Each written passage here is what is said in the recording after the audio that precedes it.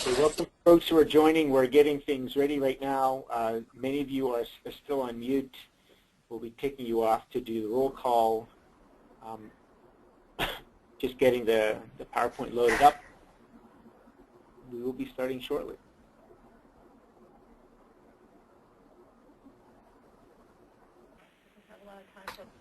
Well, but I thought this was important enough to understand. So I came up with actually 4 scenarios, one which I'm throwing out, but there's a thought process that went into the development of these scenarios.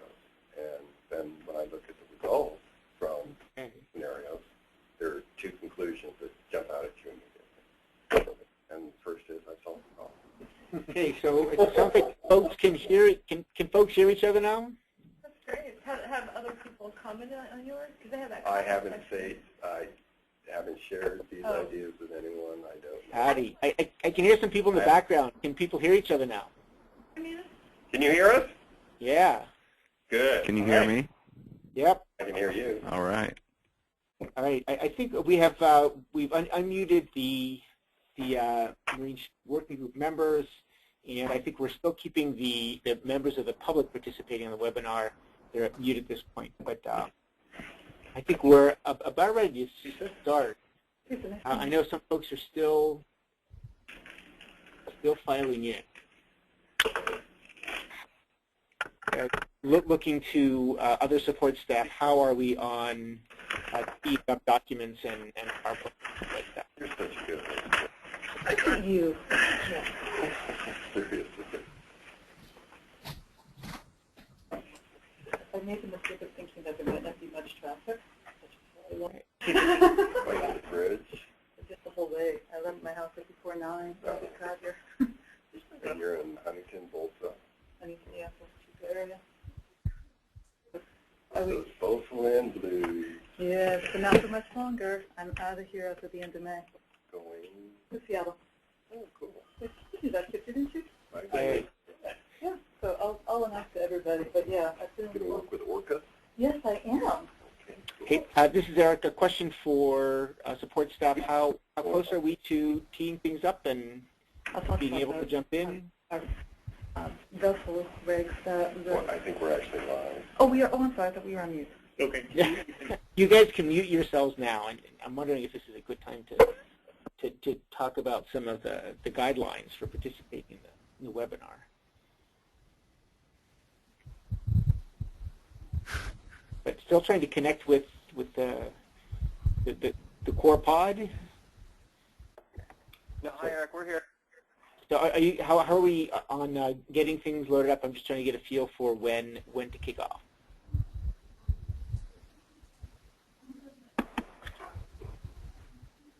I'm looking diligently at my phone, but it really doesn't help that much. We're good to go here, Eric. Yeah. It looks like 1 or 2 people are still trying to join by phone. And I just want to point out you need to enter the audio pin that's in the web conference panel to the right of your screen, the go-to webinar panel, to be able to speak and participate. So you'll automatically be muted if you call in and don't enter that audio pin. There we go. I think that's the last one. Okay, great. Should we start off? Let's go, Eric. Okay, well, so I would like to, I guess, invite our, this is Eric Ponce from Kearns and West, our year facilitation team. I want to invite our working group co-chairs to perhaps open our meeting, and then I'll take it over and turn over some our objectives and essentially the process for today. Great. This is Christy joining from the beautiful UCSD pod overlooking the ocean. Welcome everyone to our second meeting. Really appreciate that folks are willing to join us by webinar and conference call. I think it's going to be a really great day. We're going to learn a lot, and we're trying a different new technology. So happy to have everyone joining us, and I'll turn it over to Phyllis.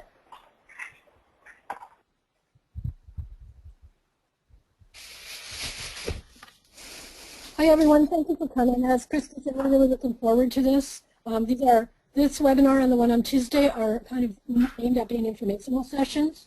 So we won't be talking too much about process.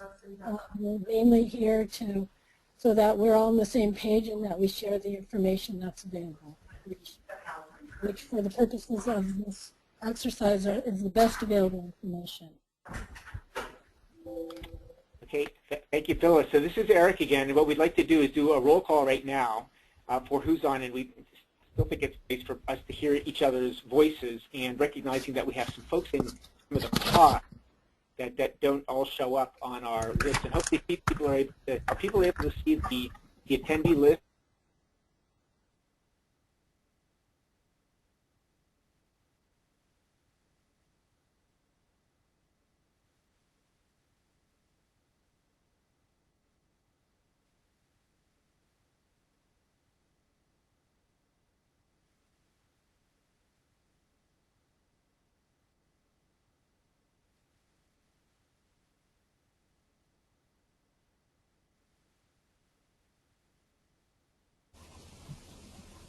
Okay, so I'm just going to go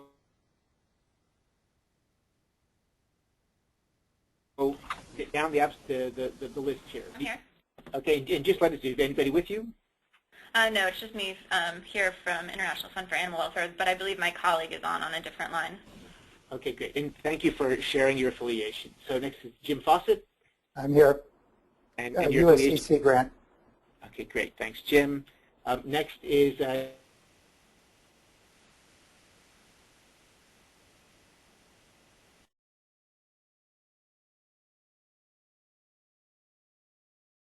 from Maersk, and Jeremy's colleague Lee will continue to serve in the role of alternate. So welcome, Jeremy, to the group. Jessica Redfern. Jessica, are you there? Jessica, you're on mute. Yeah, can you hear me now? Yep. Okay, great. Yeah, this is Jessica Redfern. I'm from the National Marine Fisheries Service at the Fisheries Science Center. Yvonne James, and please go back on mute. Hey, can I pause this? Let's have everyone who's... If you click the little green microphone, like old school radio microphone, it should turn red and you'll mute yourself. Thanks. Okay, good. Javon James? James, you're still on mute. Javon, rather. Can you click the microphone to get off mute?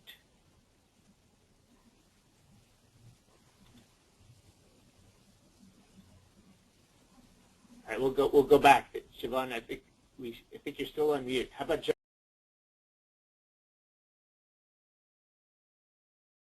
I'm with the Pacific Merchant Shipping Association. Okay, great. Welcome, John. Next, John Kolomakidis. This is John with Cascadia Research, and I'm alone here, but I'm probably only on briefly and now for a little while, and then maybe a little bit later in the day, so I may be disappearing from time to time. Okay, thank you for joining, John. Kip Ludit. I am here in San Pedro, and I'll let the three people with me introduce themselves. Teresa Gedeke with NOAA is here. Elizabeth Petras from the National Marine Fisheries Service. And T.L. Garrett with the Pacific Merchant Shipping Association. All right, great. Welcome, everybody. Oh, go ahead. And if I may, Mr. Birch is on. I'd like to have him put on as the alternate for PMSA.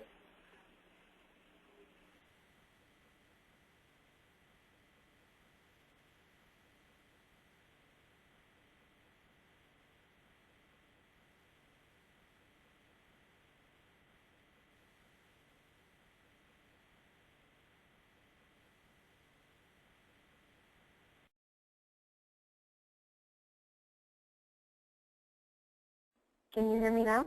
Yep. Okay, this is Margaret Cooney with the International Fund for Animal Welfare. Okay, great. Margaret, thank you. Mary Bird? Hi, I'm on alone at Santa Barbara County Air District. Great. Michael Carver? I'm here from Cordell Bank. Okay, welcome, Michael. Michael's one of our presenters today. Phyllis? Phyllis already welcomed herself. Sean Klein? Hello, everybody. Sean Klein, Chamber of Shipping of America. I'm here by myself. Okay, great, thanks, Sean. Stephanie Altman?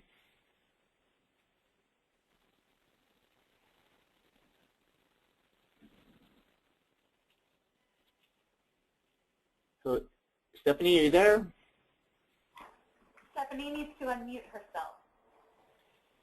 Hi, this Great. is Stephanie Altman from NOAA General Counsel. Okay, thanks, Stephanie. And Stephen Whitaker? Yes, hello, I'm here by myself, 10 Islands National Park. Okay, great. Is there anybody who didn't get their name called here? All right, great. Yes, So this, Eric, this yeah. is Christy. Sorry, we have some other people in the Santa Barbara pod. Oh, yeah, please. John Ugarat with the Navy. Andrea Mills from Island Parkers. And then you have sanctuary staff here, Morgan, Ryan, Julia, and Sean Hastings, and then Grace, as you've heard from C-Sketch. So we are all together in the Santa Barbara pod. Okay, thank you. Thank you, everybody, for joining. I'm sorry, before we wrap up introductions, I am muted. Yep, we're all good. I just want to let folks know that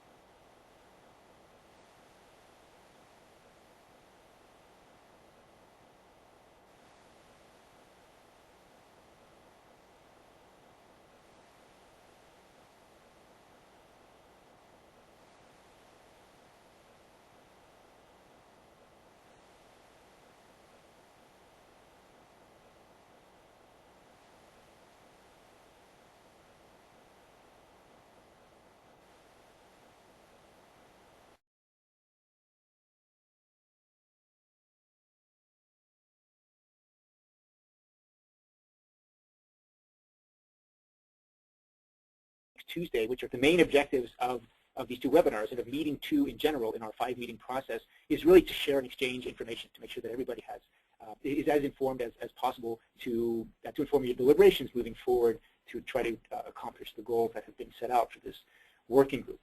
And so today is the first part of that, and we have two main discussion topics today. The first will be reviewing different types of management options for ship strike reduction, and we'll be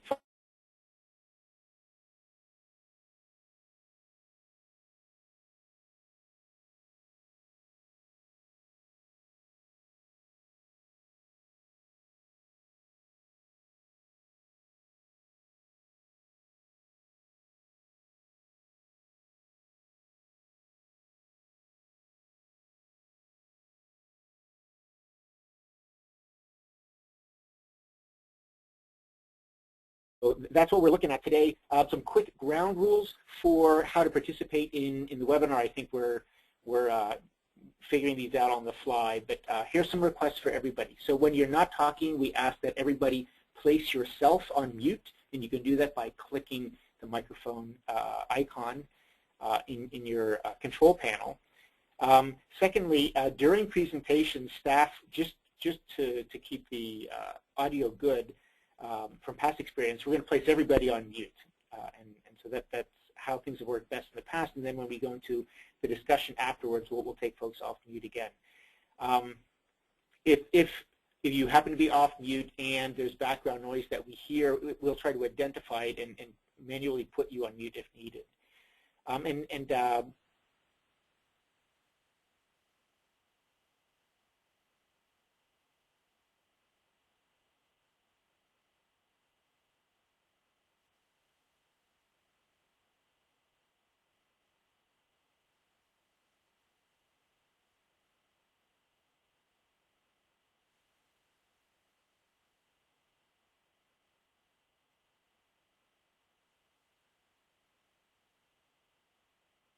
Believe that this was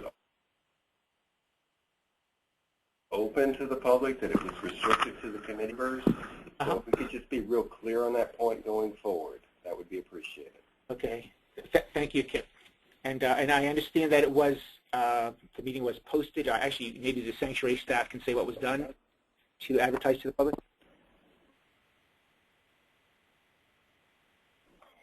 Hi, yeah, the public listserv, and it will be posted online, but there's a little delay with getting things online sometimes. So apologize about that, and we'll try to get things posted out sooner to make sure the public is aware with plenty of time to plan.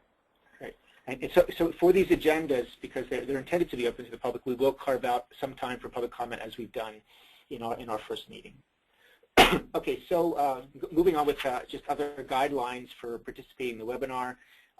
When we complete the presentations and folks are unmuted, again, we ask everyone to manually place your hand on mute. But if you want to join the discussion, I think the simplest way to do it is to click the raise hand icon. And folks should be able to see that in their upper left. And you can manually put your hand up or down, and that puts you in a queue that we can see of folks who want to speak. So that's a helpful way. You can also, if you want to speak, write a question in the question box in your control panel. Yes. Yep. Okay, good. So you can put a question there too, and also if you're finding that you're not being able to get in the queue, you can just unmute yourself and speak. But we'll try to manage this in a sort of first come first serve by looking at hands going up and then walking through those in order. Eric, this is San Pedro. What we see is just the directions for the webinar, audio participation. So that's all. That's all the control panel. That's what's on the right there, too. On the right side of the screen. I got it. Activate the control panel.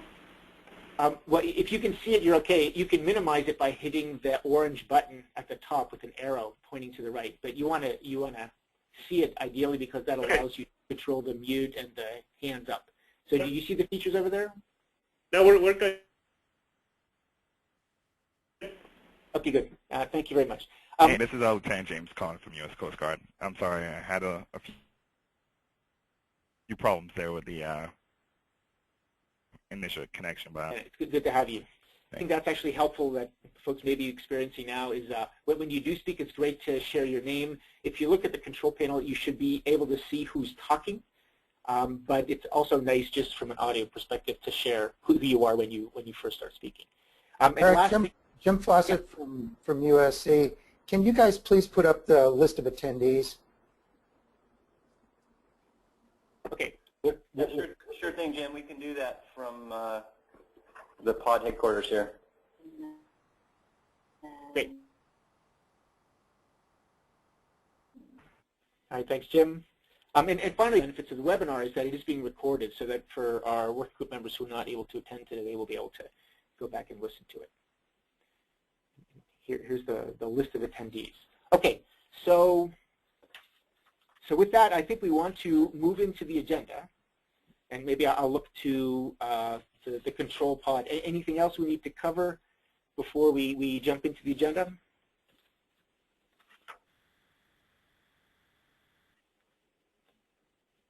Eric, real quickly, one of the documents was a summary of the last meeting, and I had a question together a data committee. What is the status of that? So this, I'd like to maybe ask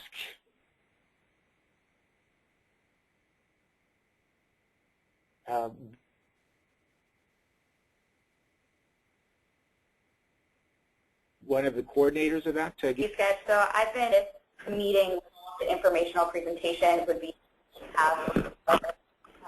getting them together and having serious talks within the working group about additional data sources. So this should come first, and then if we identify that that's a necessary step between now and the next meeting, we can set that up. Yeah. So it's anticipated that it made sense to have these informational presentations first, Kip, and then to say, okay, what do we need to do a deep committee? But it's been moved back a bit in sequence. And this is Sean. As Grace suggested, there's been a lot of work with many of you on the working group to acquire data sets and data sources and information that is available and getting it to Grace at C-Sketch. And as she just said, today and on the next webinar, you'll see we're going to review all the available information and data that is currently being housed in C-Sketch. In addition, Sanctuary still the available literature on these various issues, and we have a library, an electronic library that we will share with the working group for those of you that really like to jump into the available literature and go deeper into if the topics on ship strikes or air quality or what have you. We have a pretty extensive library of literature that we want to share with everybody as background material. Okay, great. So this is Eric again, and I'm going to jump into the agenda. We actually have a lot of presentations we want to get through today. So I'm going to apologize in advance for trying to keep things moving along. One of the things we wanted to do before getting into the informational presentations was to check in on some updates from the first meeting. And at that first meeting, as you will recall, there were some questions, clarifying questions that came up around the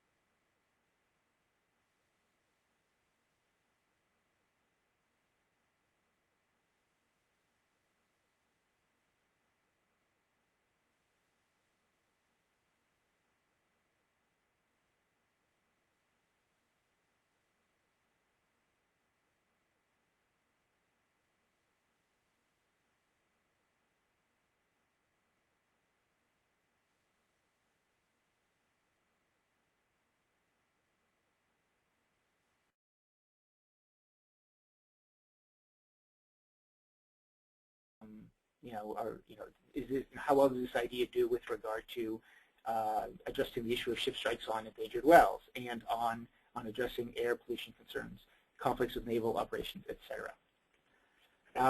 Eric, this is Kip. Just two things. As a matter of process, I think it would help if you put up the document. Right now, what we're looking at is the answer to Jim's question, which was who's participating.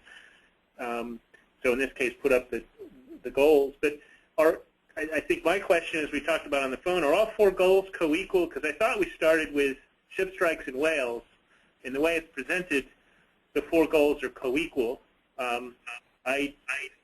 I thought the focus was whales, and the other stuff, if it could be included subparts, if you could do a good thing for whales, it's also good for air quality. That's a win. If you do something that's good for whales, you also do something good for minimizing interruption to the Navy, and you do something good for whales, you also improve navigational safety, or not. So the question is there one major goal and then 3 subsets, or are they all co-equal? Kip, this is Christy. It's interesting. I think we're all kind of looking at the goals, and people have different framing around them. The way I've been thinking about it in my mind and kind of framing it is that there is a thread, that all of these are connected. And in the past, when we've tried to single out one specific issue, we've run up against these other questions.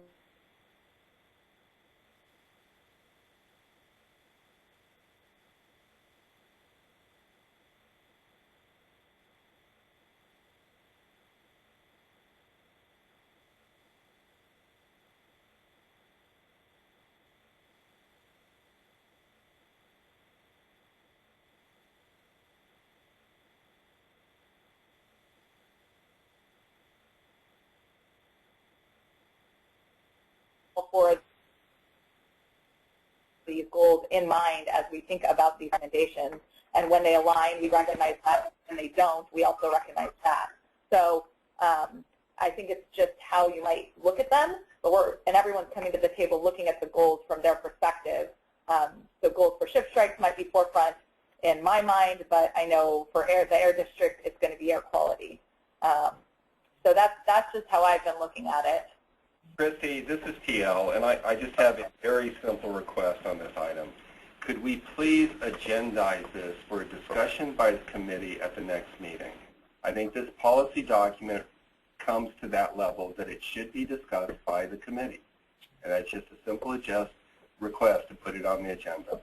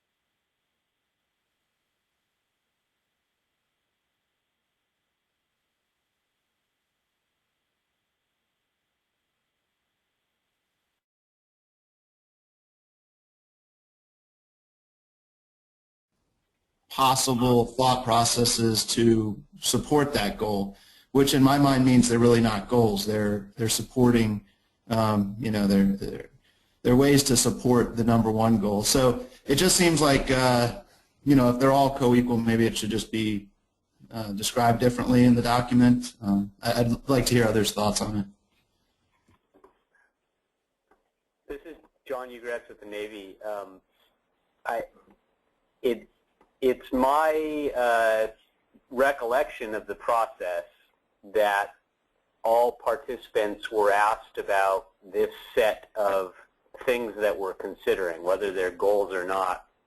Really could care less about what the word is, but if, for instance, the goal of this committee was solely to reduce the risk of ship strikes on endangered whales, then the solution is rather simple. You remove the ships. And clearly that is not what we're talking about. And from the Navy's perspective, the whole reason we're participating is that most proposals for reducing the risk of ship strikes on whales that we've seen in the past recommend that ships go through the sea range. And we don't think that's an adequate solution for whales or for the Navy. So I honestly don't see any need to discuss these 4 points that are up on the screen right now any further. I think we all understand that the purpose of the committee is to think about potential solutions for a perceived issue and how those solutions impact other things that are going on, and trying to balance the needs of the various inputs. Yep. So, John, this is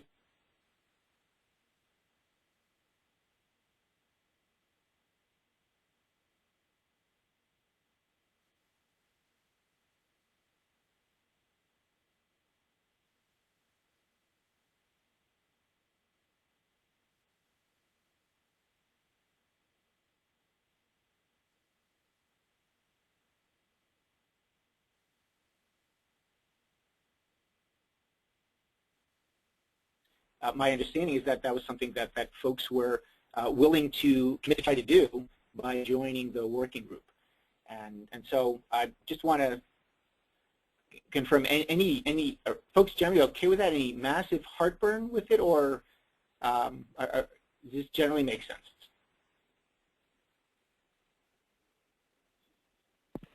Again, I just believe it deserves a full discussion of the committee.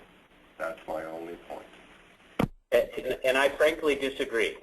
I think a full discussion of goals is going to waste all of our time, and I don't want to participate in that. Okay, folks. So this is Eric. I'm going to jump back in.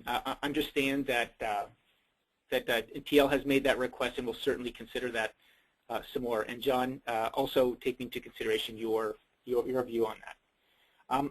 I do want to move into the presentations. Is there anything else on this topic on the policy memo? We will certainly be following up with working group members as we go. If you do have questions about it or what your role or charge is, please don't hesitate to call.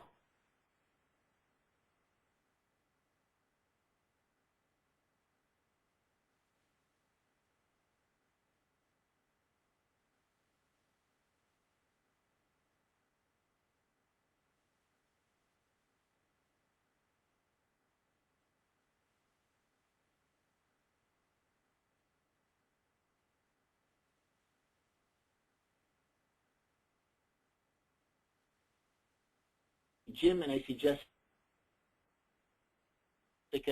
and Mary. So Mary, why don't you go ahead? Okay, my thought was that was fairly covered with the next paragraph in the document about how these are all things to keep in mind as we look at strategies. They're not always going to be able to address all of the goals, and I think that it's easier to discuss the goals in the context of a particular strategy sometimes than just sort of in a vacuum. Okay, thank you, Mary. Jim, and then Jessica.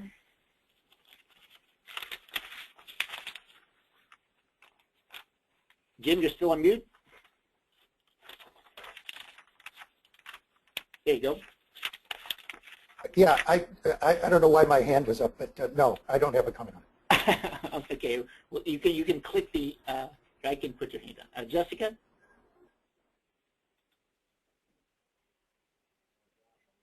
Jessica Redfern?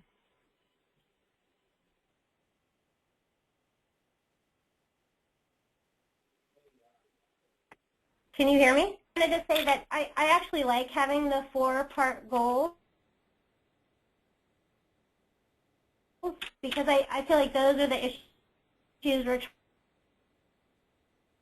trying to. So I wanted to add, I guess, clarification on the part. It's on page 3, and it's under development of proposals taking into consideration different shipping traffic and whale patterns. And in the 3 bullet points, it says to consider the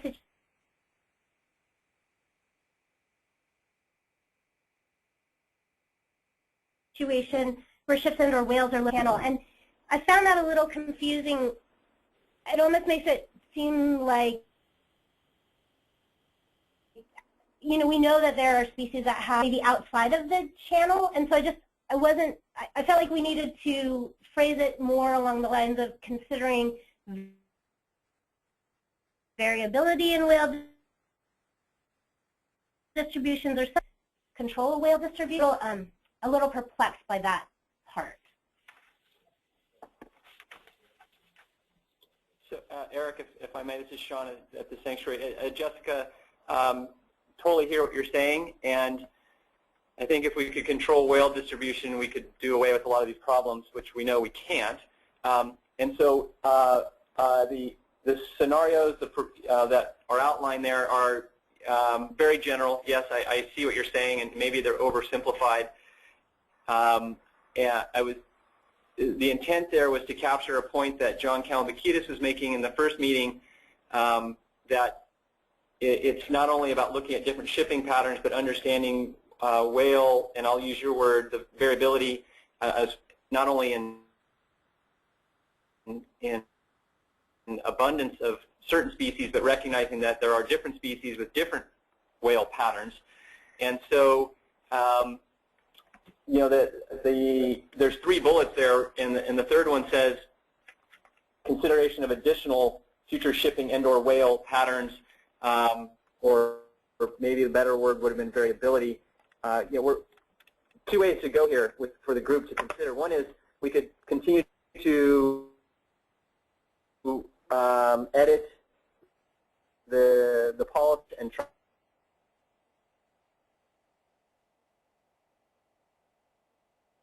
and all on the same page, so to speak, with and taking the spirit of each other's perspectives here, which again we're saying we understand what you're saying is start to, as we start to look in, as this group starts to look into different ways of moving forward. So in summary, again, hear what you're saying.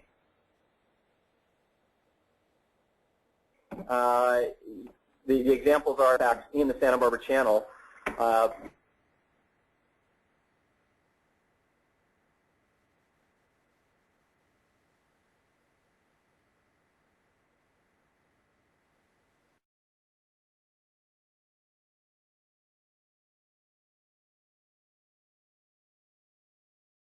Future future whale or ship hazard is occurring. What are ways of dealing with it?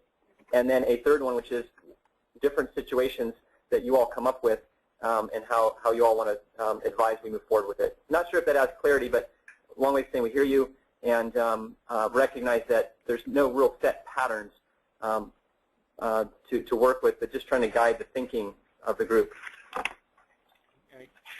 Thanks, Jessica. So,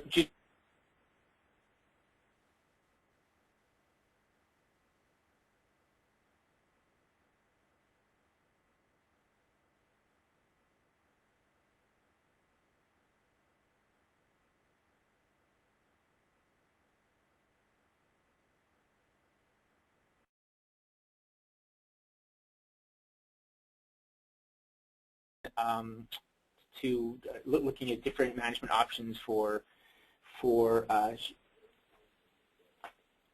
and I guess most specifically we have looking at lessons, or I guess experiences and lessons learned from the Gulf of the Farallones and the Cordell Bank Joint Working Group process, other experiences from the East Coast, including the Stella William Bank process, other experiences from the Channel Island National Marine Sanctuary, and finally, and importantly, experiences coming from the IMO. So we're going to walk through these in order, and we have brief presentations where we're going to be looking at maybe 10 or 12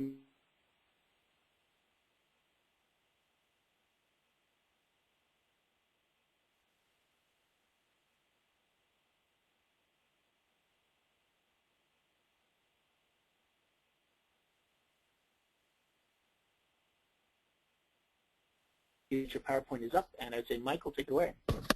Terrific. Thanks so much. If we could go to the next slide.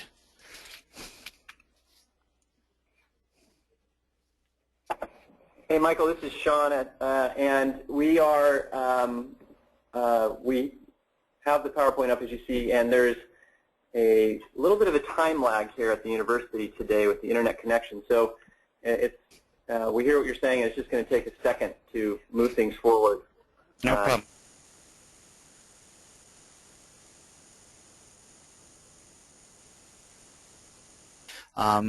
Similar to Channel Islands, the issue of ship strikes really came to bear for us in 2007 and then really bubbled up in 2010, and so we formed a working group to deal with this. Next slide. We tried to balance the working group with, in its core members, with members from the industry, with members from the research community, and members from the conservation community. This was really important to us, and then brought in a number of technical experts. And I'll let you take a look at those names. A lot of them might be familiar to you. Going on to the next slide.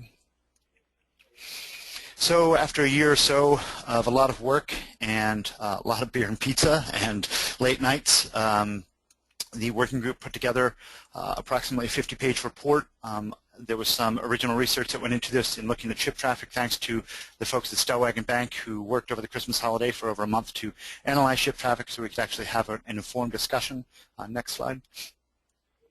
And these recommendations over the past several years really have been the backbone for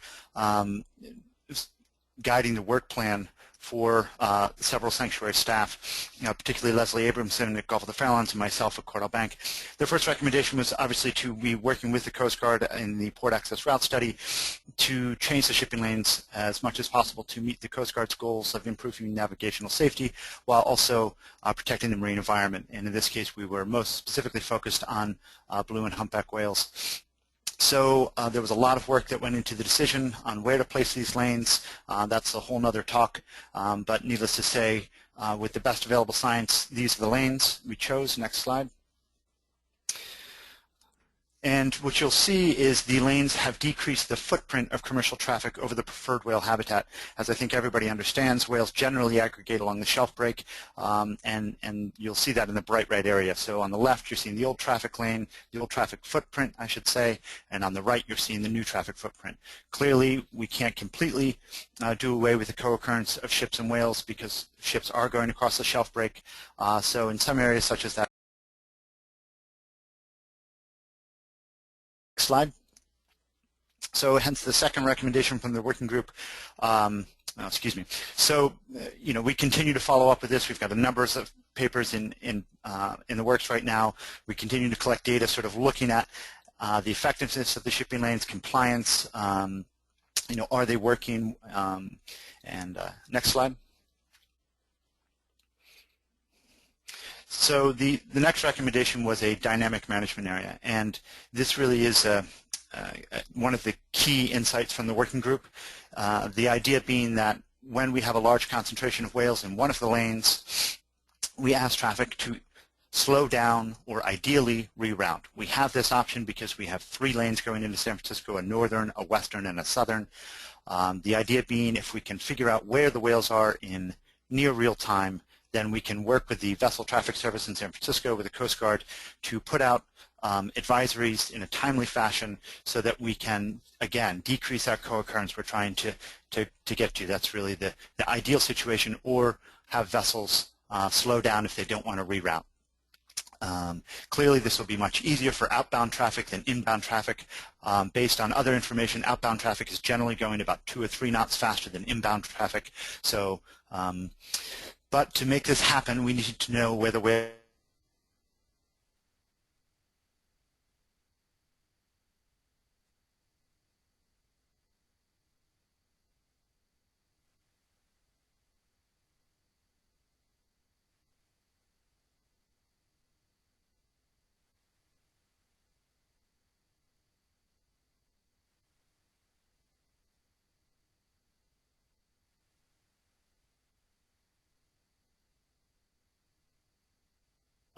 through the slowdown. Next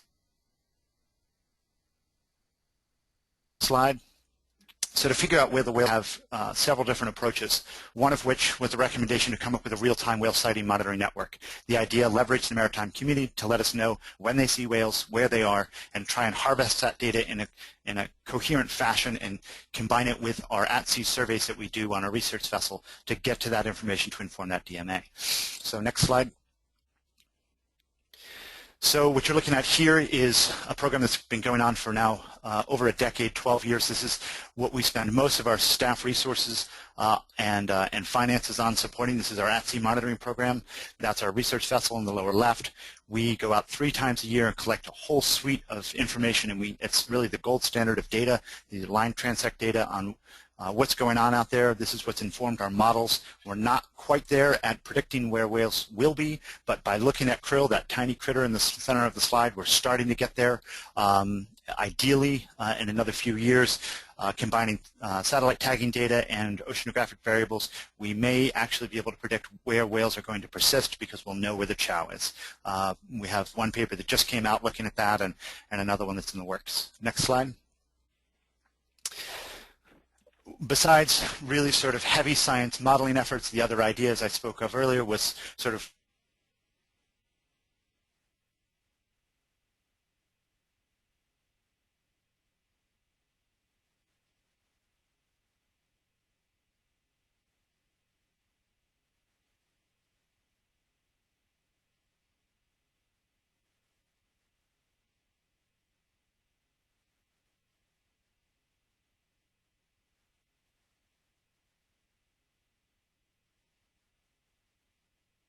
collecting information is difficult without a good position.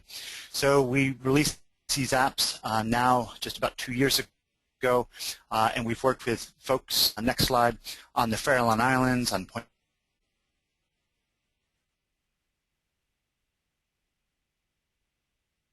Reyes to use the data from Spotter Pro, which is not only as well as what you'll see is a lot of dots on a page.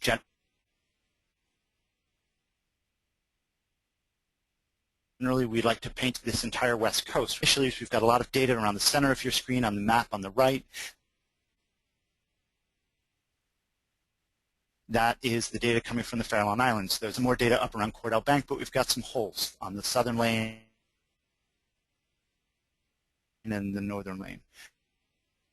So it's not great.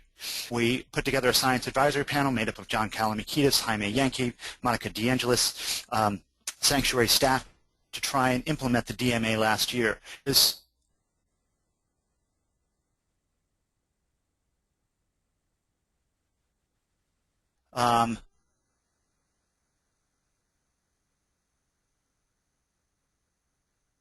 Successful, but so, just what was not easy.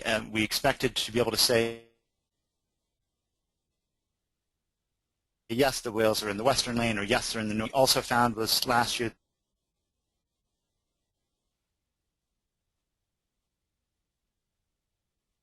that whales were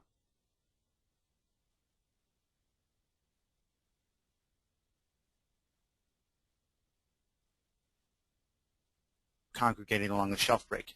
As of some years, we have a quick check. I think everybody knows in the East Coast, we have a whole network of seasonal management areas to protect North Atlantic right whale. On the West Coast, we do not have any seasonal management areas. Seasonal management areas are obviously much easier to implement, but potentially much less friendly to industry. Next slide.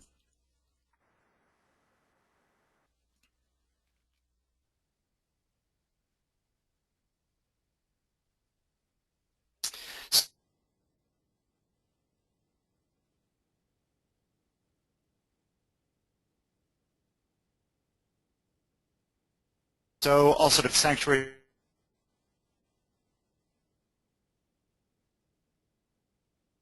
Act, how do we differentiate? We just have the difference between sanctuary. So with this in mind, that all 3 traffic lanes in Central California are within Gulf of the Farallones, Cordell Bank, and Monterey Bay National Marine Sanctuary. This year, a letter went out yesterday requesting a reduction for the entire season.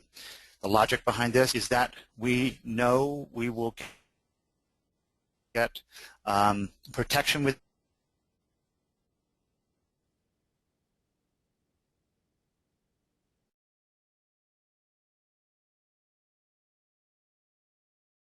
perfect data. I think we will continue to have better and better data and better models. If that's the case, in 2 or 3 years, it's possible we could revisit this DMA option, potentially even sooner. But right now, it was the opinion of the sanctuary that we want to reduce strikes, and we don't have the data that we truly think we need to do that effectively. Next slide. The next management recommendation was to consult with other federal agencies. We have done this on numerous occasions, consulting with the Coast Guard over all sorts of operations, as well as the Navy. Next slide. The next recommendation was port-based incentives. We have not pursued this, but we've been watching very closely what Channel Islands has been doing. Sean has done a number of initiatives working with many people on this call on a variety of incentives, and also pursuing very innovative strategies such as cap and trade funds. We have not done that in the Bay Area, but we are watching very carefully what you're doing down there. Next slide. So also we're supposed to implement passive acoustic monitoring. This is difficult. It's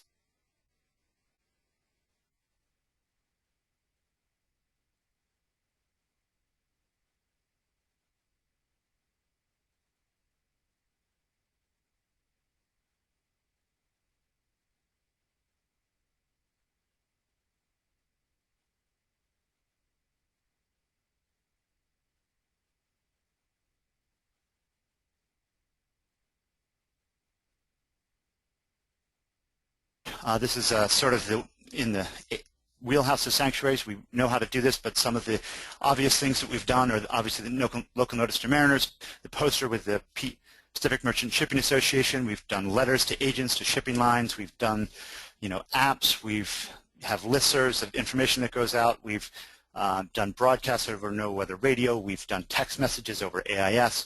We've done direct communication between the Coast Guard and VTS and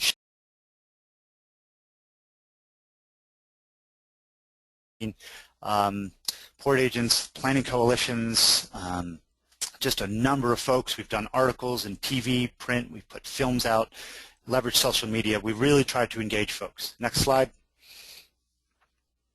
In addition to all these basic recommendations, we also have sort of focused continued research and monitoring that we're supposed to be working on. A big part of this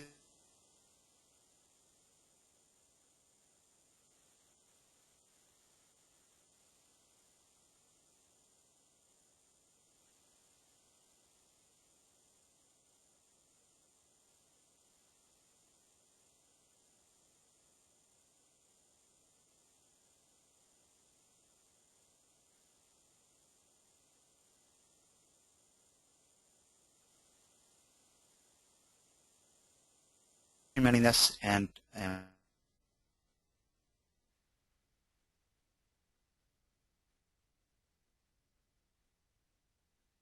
we're working on that with NIMS, with the team, that because we are doing this under the Sanctuaries Act, not under the National Marine Fisheries Service.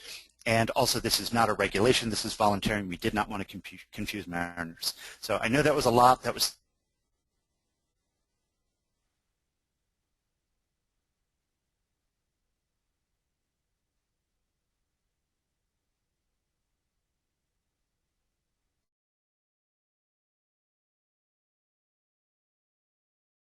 Marine Shipping Working Group could really go to school on.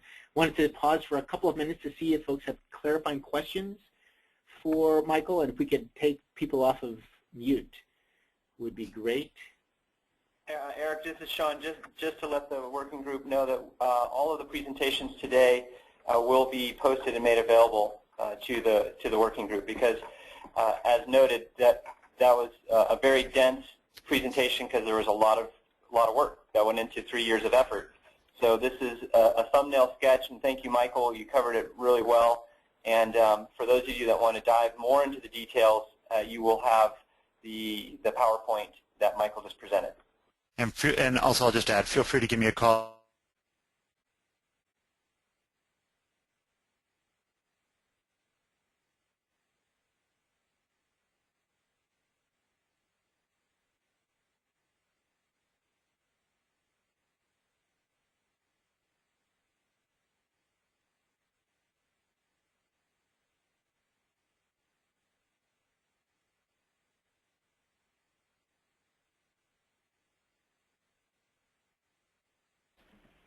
The short answer is no, but I think there's more work that can be done. I think John Kalamakidis would be the first one to say that we should do a better job of engaging the commercial shipping industry to report sightings. I think that is an area where we have not, I would give us a C or maybe even lower grade as far as, really working with the industry, because they're the ones that are in the lanes, transiting the coast, that could potentially provide information for us that might to fill this in.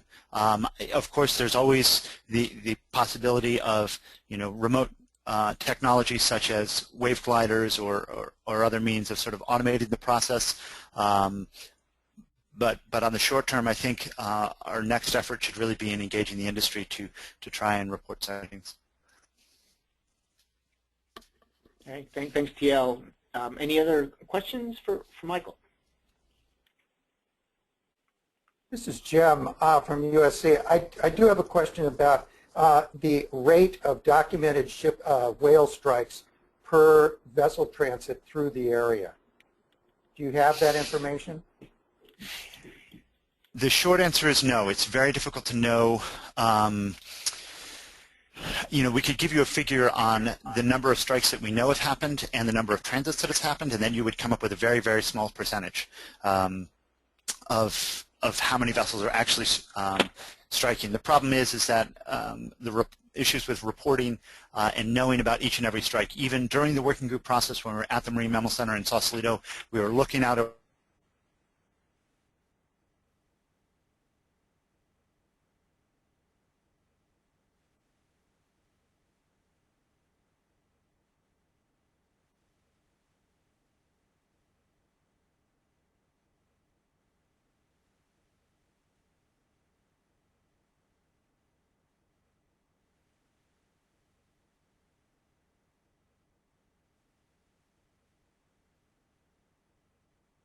mounting GoPros on commercial ships to try and get at assessing this problem.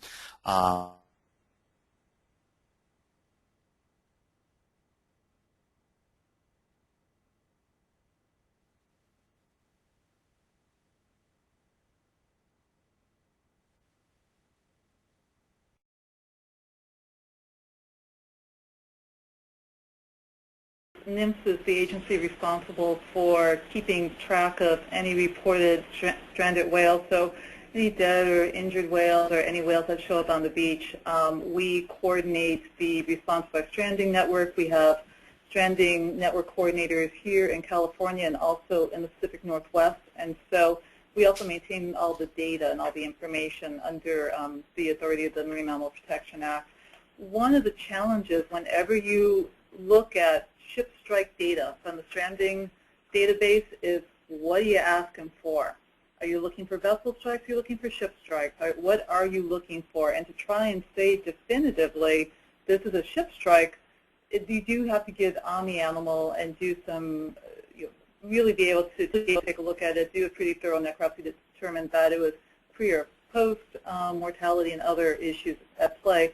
The other thing to keep in mind is that the information is going to be skewed because we get our information from the public generally, the Coast Guard and other agencies, and the Navy will report information. But I don't have a graphic in my presentation, but it's interesting because when you look at the graphics, it looks like the Navy is hitting ships all over the place. And John, I know that's not happening, but they are required to report that information. So just keep in mind that whenever you're looking at stranding information from our stranding database, the information is going to be skewed based on who's reporting it, are they required to report it.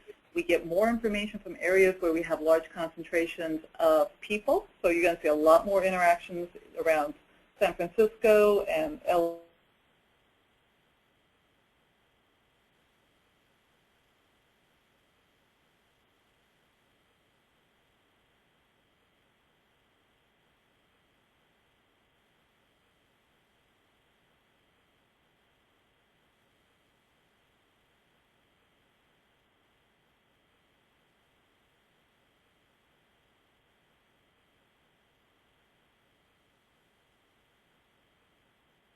Data.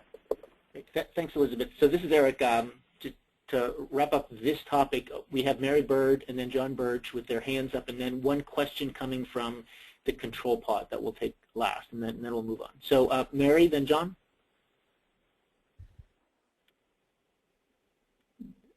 Mary, you're still on mute. There you go. Hi, I thought John was going to go. John, are you on?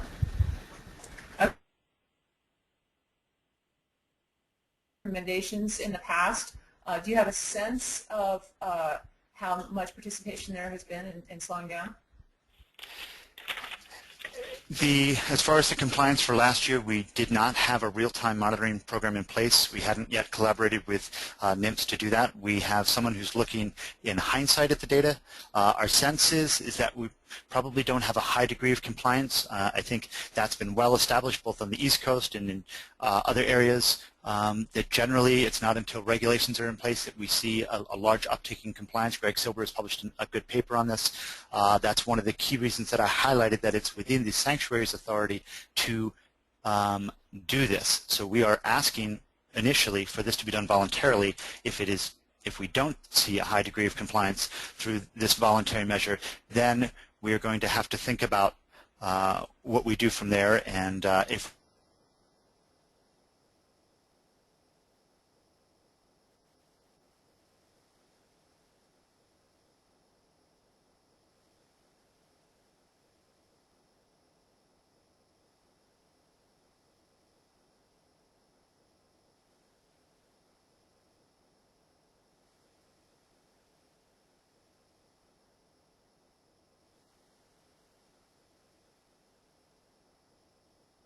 and that when the joint working group came to their consensus recommendations, the dynamic management area was really constructed as an effort to incentivize ships to use lanes where the whales were not located.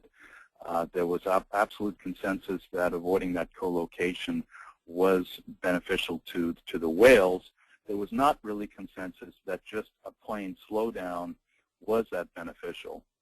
So in that regard, an SMA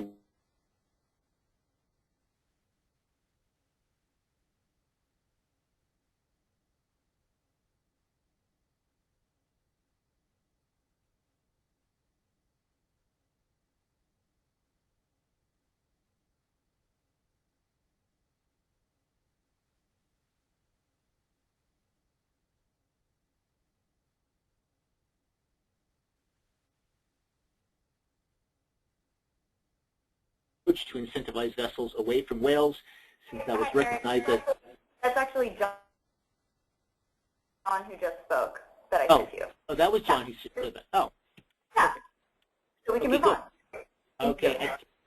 So, Michael, thank you very much for participating, and I know that there's a ton of experience there, and I hope it'll be okay if members of our working group are able to contact you and learn more as the working group's efforts continue.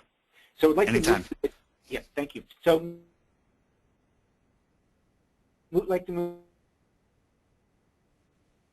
to the next presentation is on experiences, and Elizabeth, who I think was a participant in some of the, going to present on this one. Yeah, there we go. So as Mike alluded to, there are different authorities and through the Endangered Species Act and the Marine Mammal Protection. He wanted me to speak to some of the work that we've done under the ESA to help protect whales. So I'm going to focus primarily on North Atlantic right whales, but I'll also speak to a few other areas and that we've used the ESA. So next slide. Next slide. There we go. Okay. So as most people probably know, the Endangered Species, the National Marine Fisheries Service is the agency tasked with implementing the Endangered Species Act. We are the only agency that can write regulations under the ESA. And we list species, and in 1970, we listed North Atlantic right whales. This population is severely declined over historical numbers. The numbers bounce around. Generally, it's thought to be in the few hundreds. The most recent population, 50, which is a slight increase, which is very encouraging. Work has been ongoing to help protect these animals for well over a decade, and so So what we do when we list the species is we identify recovery actions that are necessary. For most species, we actually write a recovery plan, which will also include recovery criteria. Criteria that we want to look at, is there a point at which these animals have recovered and they no longer need to be listed on the ESA. So that's part of our recovery planning. So you can see on the slide some of the major actions that we have taken for the recovery plan for North Atlantic right whales. I'm just putting those up there. I won't read them. I mean, you all can read. But some of the key features are we're looking at vessel strikes as threats to population, but we're also looking at things like entanglements, fishing gear. There's many fisheries on the East Coast, and entanglements in fishing gear is a real problem for North Atlantic right whales, so we're looking at that as well, and any other threats to the population. There we go. Talking about some of our recovery actions. One thing, going back to something that Michael had mentioned in his previous presentation, folks maybe have heard about Section 7 of the Endangered Species Act. This is the part of the statute that requires that federal agencies ensure that they don't jeopardize listed species. Basically, it means that you can't do federal agencies need to make sure that they're not going to do anything that will impede the recovery of listed species. So they consult with the National Marine Fisheries Service, U.S. Fish and Wildlife. One of the interesting differences between the ESA and the Sanctuaries Act is that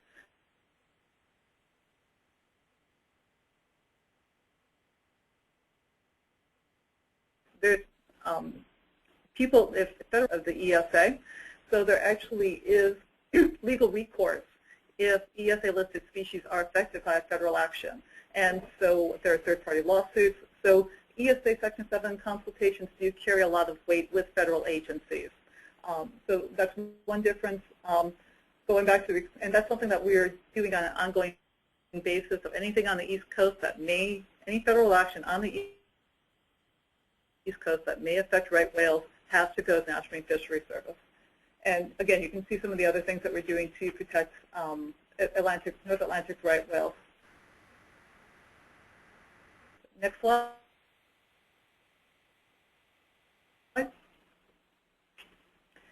We actually developed back in the early 2000s, back when I was in headquarters, and they went through thousands, or rather hundreds of options. People often ask me, well, what about putting alarms on vessels so that let the whales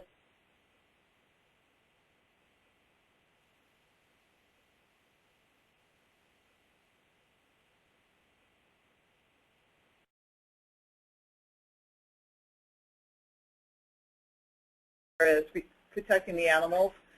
They really did focus on minimizing impacts to the industry and even looked at the economic impacts of some of these different recovery actions. This isn't necessarily required under the ESA, but it's still something that the team wanted to do. And the thing that we had on the East Coast is that we had well-known, we had information about the whale occurrence. We had a lot of information about their seasonality, their abundance, the distribution, and so that all went into the recommendations. Next slide. So some of the actions that we've taken to reduce ship strikes are listed here. I know that Stephanie is going to be talking specifically about the changing the TSS and work that's been done with the IMO, so I won't talk about that, but I am going to talk about those things that are in italics, the seasonal management areas, dynamic management areas, and some recommended shipping routes that we've put in place. So next slide. So seasonal management areas, these are actual regulations. These were implemented under Section 11F of the Endangered Species Act. It's one of the things about the ESA, it gives NIMS the authority to write regulations that are necessary to protect endangered and threatened species, and so we used 11F to write these SMA regulations. They are based on areas where we know the concentrations of whales and ships are high relative to surrounding areas. They apply to vessels 65 feet or longer, and they require that vessels travel at 10 knots, and there are specific areas and specific times, And as Michael showed, he had a better graphic than I do. We do have SMAs along the entire coast, depending upon the feeding and capping areas. You want to go ahead to the next slide? Here we go. So I put this one up, and I'm sorry, I tried to get a color version of this, but I couldn't. So, but what you're looking at is basically Massachusetts. You can see the Boston TSF. You're seeing the Boston shipping lane. And you can see that there are two different SMAs that overlap with the TSF. One of the differences that from some of the things that have been thought about here versus the East Coast is that the SMAs are not TSF specific. They are based on where are the animals, where's the vessel traffic, where's that high density area. And you can see that large area that is actually the one that's in place for the longest period of time. And I'm sorry, let me actually pull it up so I can actually see it on my own laptop. So the large area that you see, that is the Great South Channel, and that that SMA is in place from April 1st through July 31st. And then the other area, sorry, that overlaps with the TSS is the off-race rocks, or off-race points, I should say, SMA, and that's March 1st through April 30th. And again, these are regulations. The vessels have to go 10 knots. There are, of course, waivers allowed if it's not safe. They can vary from this. But generally, the request is either avoid the area or travel at 10 knots. Next. And this goes to the DMAs, and this is a little bit more colorful, so you can see what I mean about the differences in the SMAs and how they bisect or overlap with the TSF. What you're looking at are two SMAs that are, I believe these are the ones that are currently in place. Yes, in effect through May 1st. So the DMAs are actually voluntary measures. So the SMAs are the areas that we determine that this is where the whales are going to be generally every year, that feel confident that this is where vessels should slow down to avoid lethal ship strikes.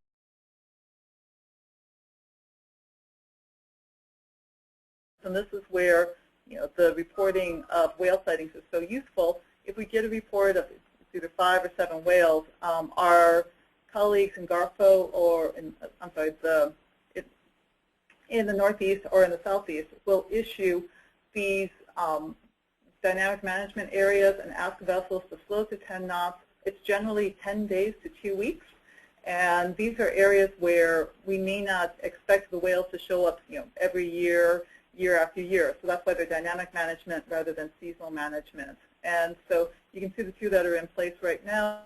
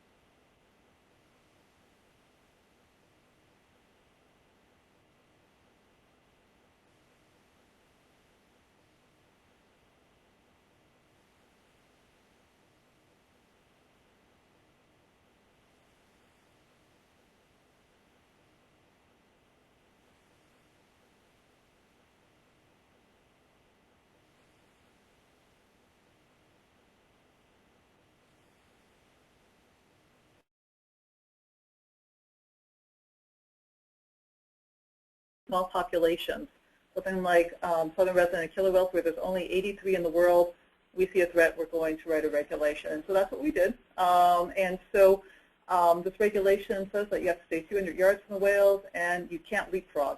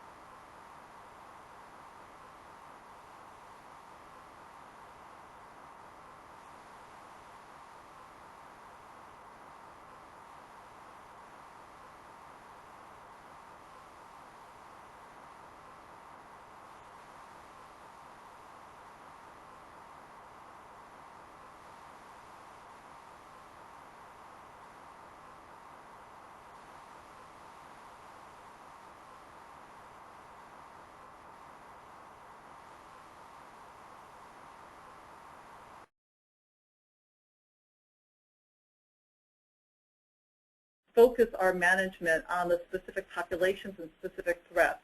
So if you want to take a look, I know it's not the easiest thing to see, but all those blue bubbles are DPSs of humpback whales that we've identified and determined that they have the populations have recovered to the point where they probably don't need to be listed anymore.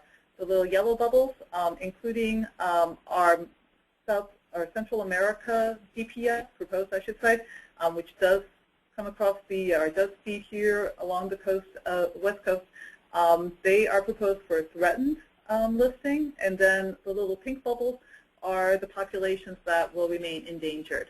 This is a proposed rule. The public comment period is open for at least 2 months, so we anticipate a lot of public comment on this, but this is the kind of good news stories we'd like to share, because this is why we're doing, this is why, thank you, I'm getting a little applause from TL, but this is why we implement recovery plans, and this is why we have the ESA. We want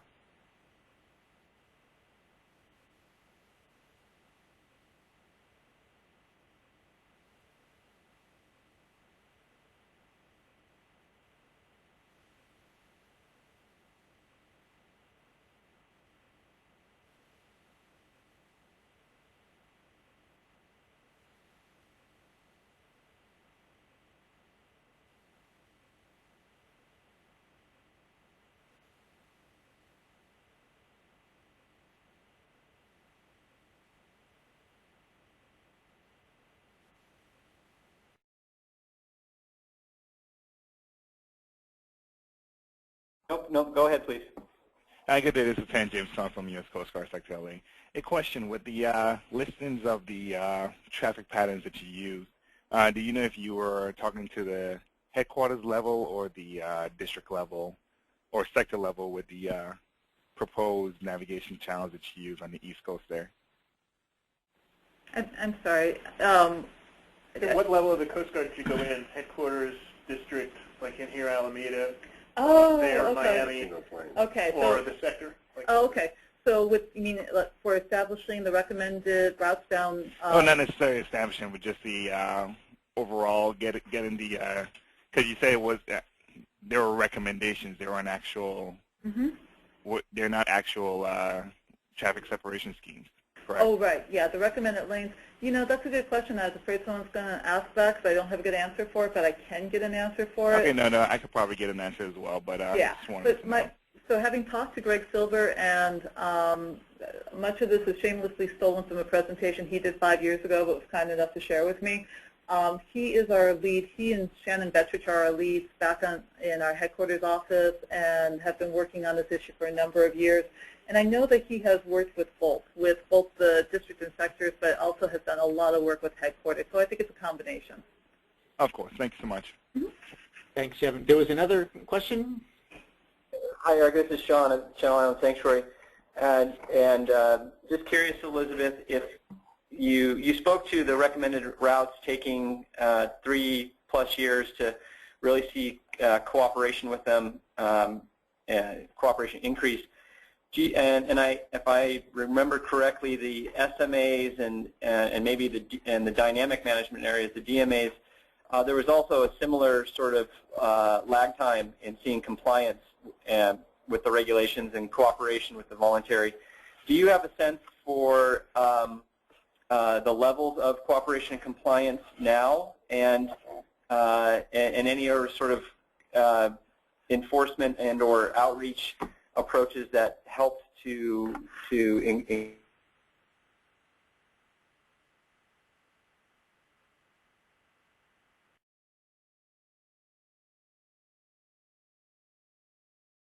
is, with the new regulations, particularly with the SMAs, a lot of it is really just getting the word out, especially, if you're working with vessels that are captained by, foreign flagged vessels, to let the captains know that this is something that they need to be doing. I think that's normal, though. Whenever we implement a new regulation, it does take time to get the information out, make people aware of everything. Oops. Oh, I'm sorry. I thought Teal was going to add something, but it's a lot. It's been outreach. I know that at one point they were writing letters to captains to let them know, or to shipping lines to let them know that there's this new regulation in place and that the vessels do need to slow down. And one thing to keep in mind is that, so we've been looking through the literature, and it's, at this point, the literature is suggesting that slowing down the vessels is going to reduce the likelihood of lethality. Unfortunately, it may or may not do much to reduce the likelihood of interaction. So a whale may still get hit, but it's less likely to be a serious injury or mortality. But there's been some interesting work that actually Greg Silver's been doing, looking at speed and trying to understand the relationship between speed and mortality. But there's so much information. I didn't want to inundate everyone with everything that we've been doing on the East Coast.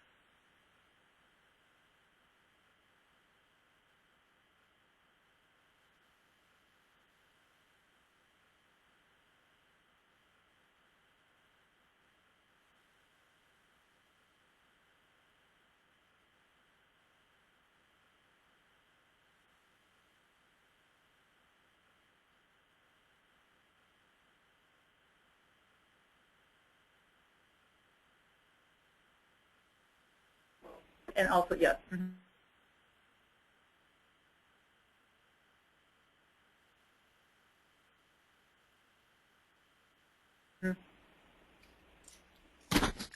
To add to what you were saying, in a paper published just last year by Greg Silver, I'm just going to read 3 sentences. Citations, fines were motivators in improving compliant behavior, and these may have been backed by targeted notifications of violations, have been influenced to varying degrees by broad-scale notification programs and the threat or reality of enforcement activities. These results may help in formulating management strategies for this particular conservation concern and in improving compliance in virtually any setting in which races. So that's the few sentence summary at the end of a long paper he published last year on this very topic. Yeah. Thanks, Michael. So any final questions for Elizabeth? Okay, great. Thank you again, Elizabeth, for the presentation. Very informative. I'd like to move to the next one. And here we have, I believe, Sean Hastings from the Channel Islands National Marine Sanctuary is going to speak from some of the experiences that have occurred there. So, Sean, over to you. All right. We've got it here, and Grace and Morgan are going to pull up C-Sketch. So a couple goals I have for this talk is one is to bring everyone on the Marine Shipping Working Group up to speed on what we have been doing here in the Channel Island region and working with our advisory council. You're going to see a lot of similarities with the stories that Elizabeth and Michael Carver just shared. That is by design because NOAA works together. Sanctuaries share information on how we make progress in different conservation issues, including trying to minimize the risk and impact of ship strikes. And so for those of you on the advisory council, this might be a little repetitive because you've lived this history. The other intent here is just to demonstrate what is in C-Sketch so you can see how the tool has been populated with historical data and available information. And as Eric said in the beginning of this agenda item, the intent here is to show everyone on the Shipping Working Group what has been done to date here and elsewhere, and hopefully that serves as a platform on which you all can come up with creative, novel, new, edited, amended ideas to advance the work here. So I'm going to try and take us very quickly from 2008 and 9 to the present. And so here you see the region that we're working in up with C-Sketch. And many of the ideas that the joint working group came up with in the Cordell and Farallones area were very similar and in many ways built off the advisory council advice coming from the Channel Islands. I'm not going to go into detail on the detailed education and research recommendations and advice we received. That is certainly for another time in the discussion among the shipping working group here. We have employed many of the same ideas, and we heard much of the same advice from our council as Michael shared from the councils up there. And we are continuing to chip away and try and make those recommendations occur. For example, the shipping poster sponsored and funded by TL and John Burge's group, a poster that goes on the bridges of ships to educate the crews about the different endangered animals, listed species along the routes and how to report sightings. So that's just an example of some of the outreach that we've done.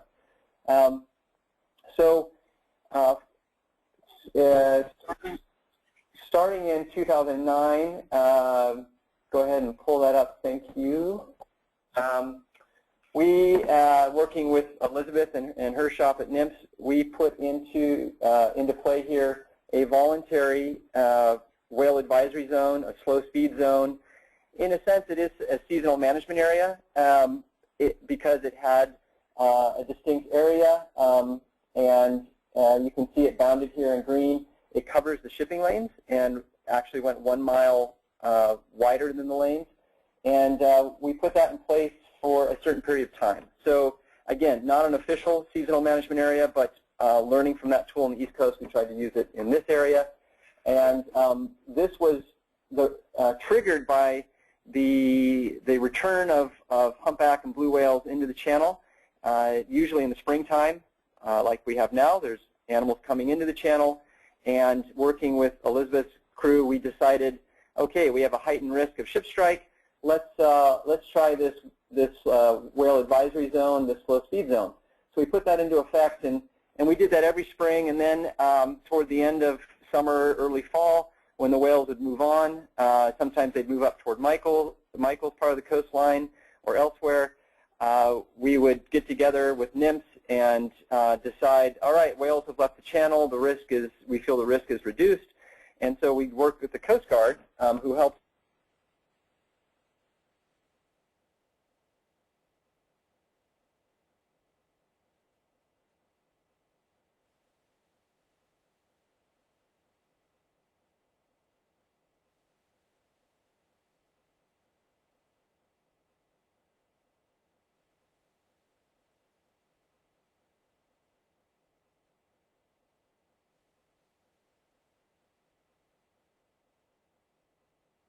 tons or larger to slow down to 10 knots.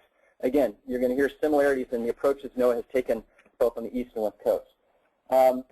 We studied cooperation with that whale advisory zone by looking at AIS data, and I use the word cooperation when I'm talking about voluntary measures. At least in my mind, when we use the word compliance, that is compliance with a regulatory action. And I'm not sure if I'm the only one that makes that distinction, but I like to separate when we are asking or when we are telling an industry what to do in order to affect conservation. These were voluntary. This is a voluntary zone.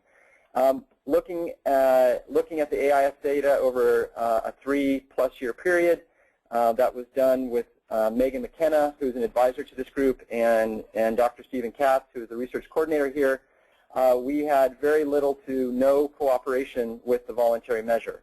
Again, that's not such a surprise, as Greg Silver summarized in his peer-reviewed literature. there were a couple ships that slowed down, not for the entire zone during the summer time frame, but by and large, the vast majority of ships did not slow down when NOAA had this notice out. So we started to think hard about this, and we've always had a lot of open communication with the industry. And some of the input we heard is, well, that's a pretty big zone. It's pretty long, and time is money. And so if you could make the zone shorter, if you could make the season shorter in which the zone was in effect, and if you could tie it really to more near real-time whale presence, that might make it easier for enhancing cooperation. So jump to 2012, please.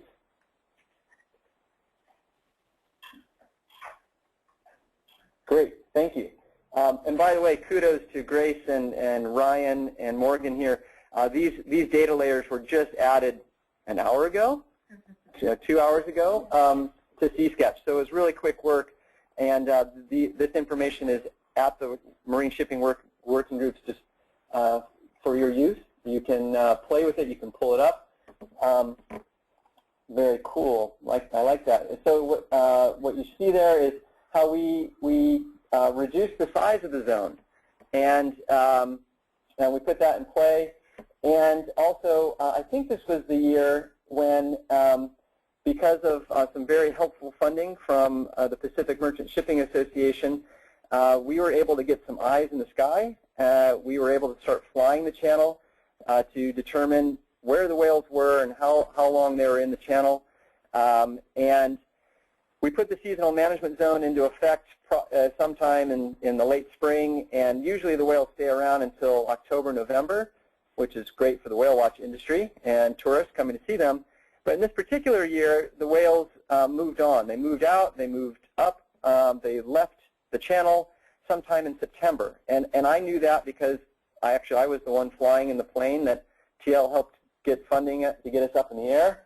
And we called Elizabeth and we said, hey, Elizabeth, the whales have left, and NMFS and Sanctuaries got together. And we said, whales have left the channel. Let's pull the notice. No need for a slow speed zone anymore. And so we pulled the notice. And I'm not going to claim that that was truly dynamic management.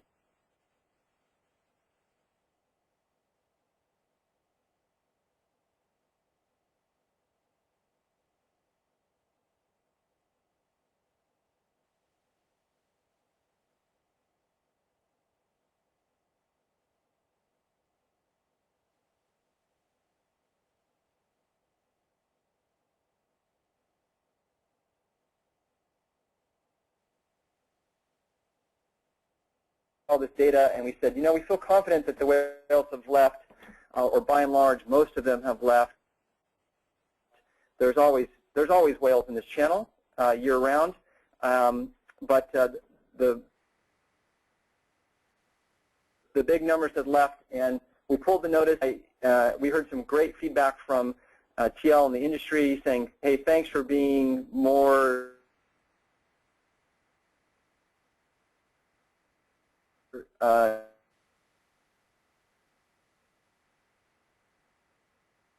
nimble and dynamic. So we shortened the zone cooperation on this, but in looking at the AIS data, again, we had very little to no cooperation or documented slow speeds from the population of ships that came through that area at that time.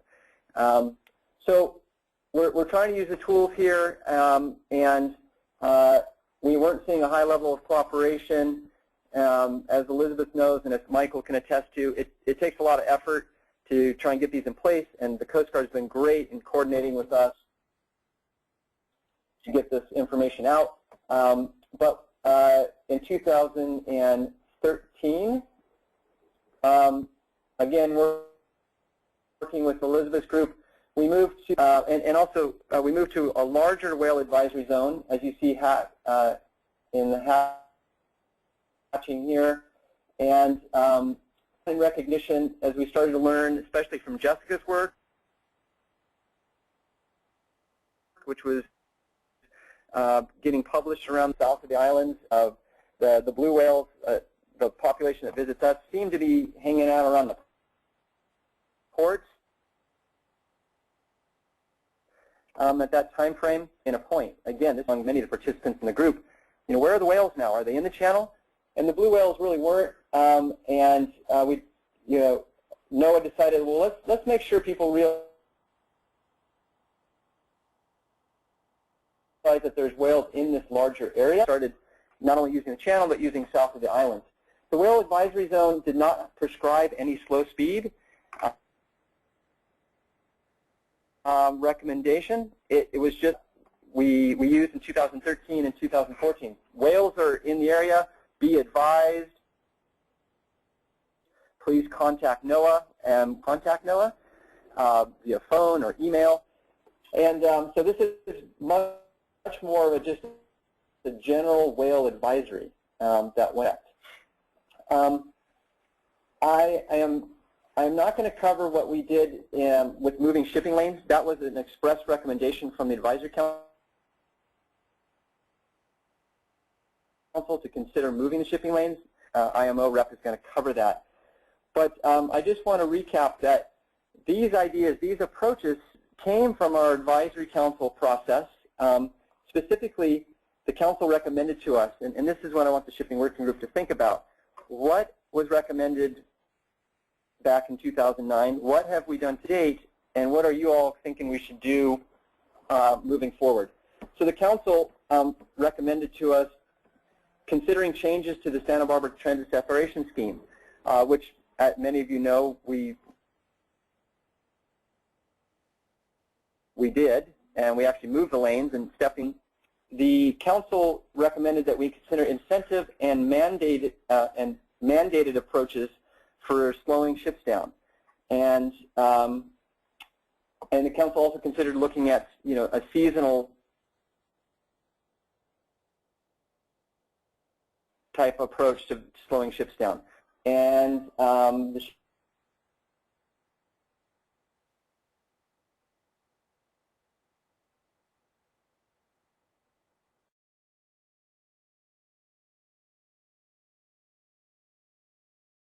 approach to get all ships to slow down during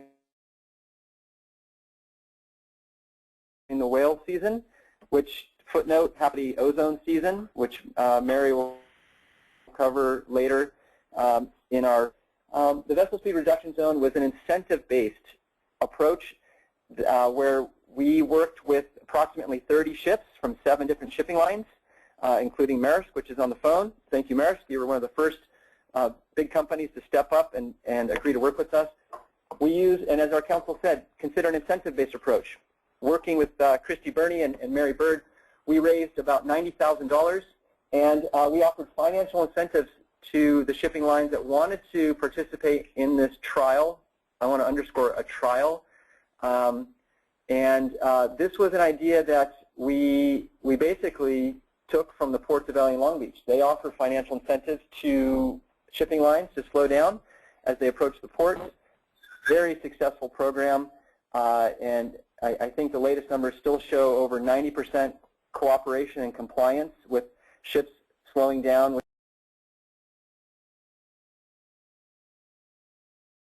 some funds from local sources and the air pollution control districts, and we had roughly 30 ships sign up.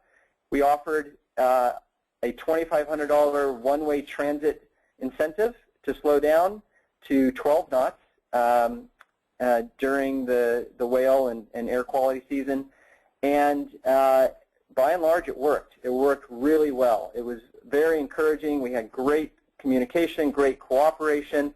That was 30 ships is probably about 1% of the shipping traffic in our region on an annual basis. But it was the idea of the trial was just to demonstrate a willingness to participate. Thanks again to TL and the PMSA. You helped us liaison with the industry. I have to believe you actually helped get many industry participants to sign up. And so we demonstrated that incentive-based approach can work. As Maersk pointed out, this might be, as far as we know, the only non-port incentive-based program of its kind in the world.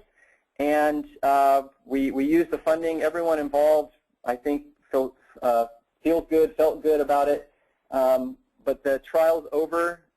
We like to think success, but how that trial or how a vessel speed reduction incentive approach is scaled up is still a big challenge. The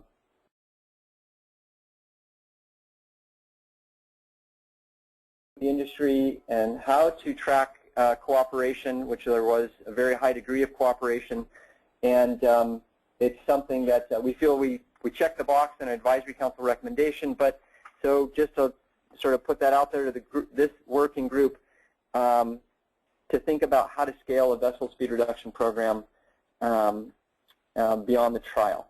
Okay, so, hey, Sean, this is Eric. Just want to let you know you're about 17 minutes into the presentation. Be good to and I'm finished. Thank you. All right, thank you. All right, so thank you for that recap of work that's been ongoing in around the Channel Islands, National Marine Sanctuary, and I guess interesting experiences with the most recent vessel speed reduction zone.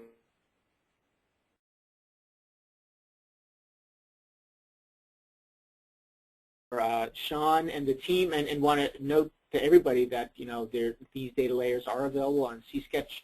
They're on that Marine Shipping Management Program's data layer, and I think that will continue to grow over time as more information is brought in. So questions from the working group? It's John Ugress with the Navy. Less of a question than sort of more input on what Sean showed and how it relates to this group.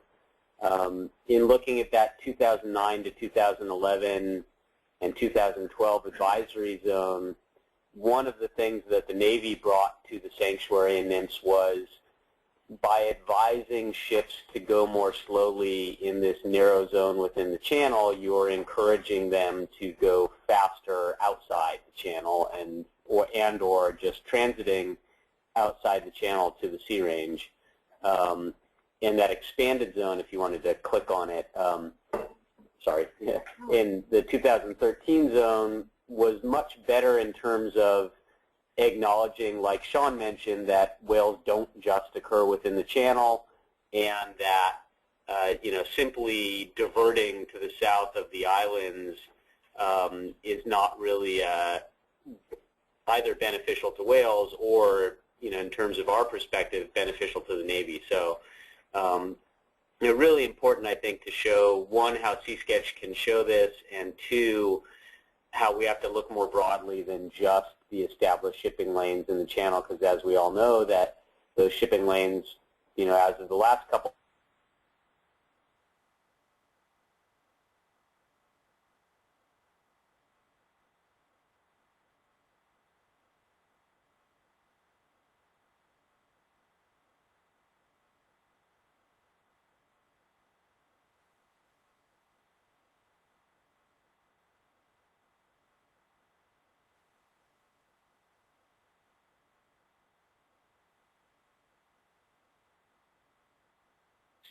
question. We're at 11:45. We have we're about 15 minutes behind schedule.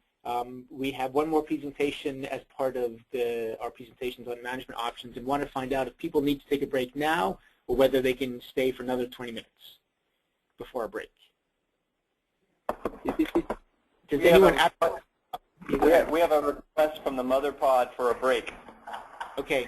But Eric, hold on. But before we do that, Stephanie, I know it's on the East Coast and it's getting later in the day, and so just want to know if a break now works in your schedule, and we'll just give John here a diaper or something, but just want to know if that works for your schedule. I do have a 3:15 meeting, but my presentation is only 10 minutes, so we could still take a break and I could still make that 3:15, or we could wait a little while, whatever your preference is. So thank you for that. So Stephanie, I'm inclined, because we want you around for a discussion afterwards, to try to do this right away. And are folks able to handle 20 minutes? Is anyone completely incapable? I would say let's jump in, especially if your presentation is shorter. And there was a meeting material on this. So let's go. Turn it over to Stephanie. Okay, great. Thank you so much. So just to introduce myself, I am an attorney at NOAA, and I work in the international section, but I also work in the oceans and coast section. So I work both at the IMO and on national marine sanctuaries. And I represent NOAA along with my colleague Tricia Bergman, who's in our Office of International Affairs at the International Maritime Organization. And so I'm here generally as a resource. I think, participating in this working group as you move forward and as things progress to describe what measures are available at the IMO generally for safety of shipping and marine protection, and specifically to identify what measures are available to address ship strikes. I also feel as a resource that I can assist in identifying what one or suite of measures, if any, really may be best suited to address and mitigate the risks from international shipping, both on the marine environment, sanctuary resources, and on large whales.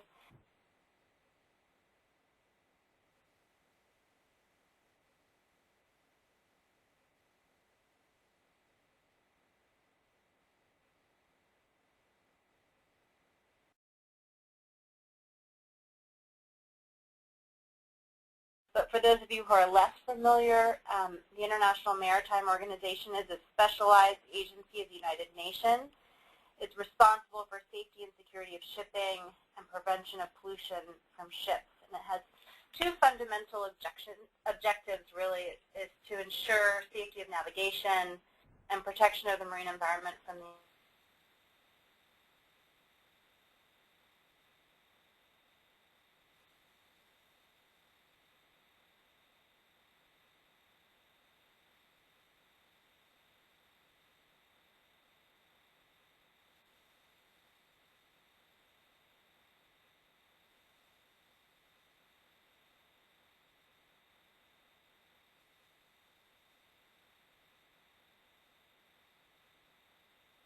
and other national marine sanctuaries.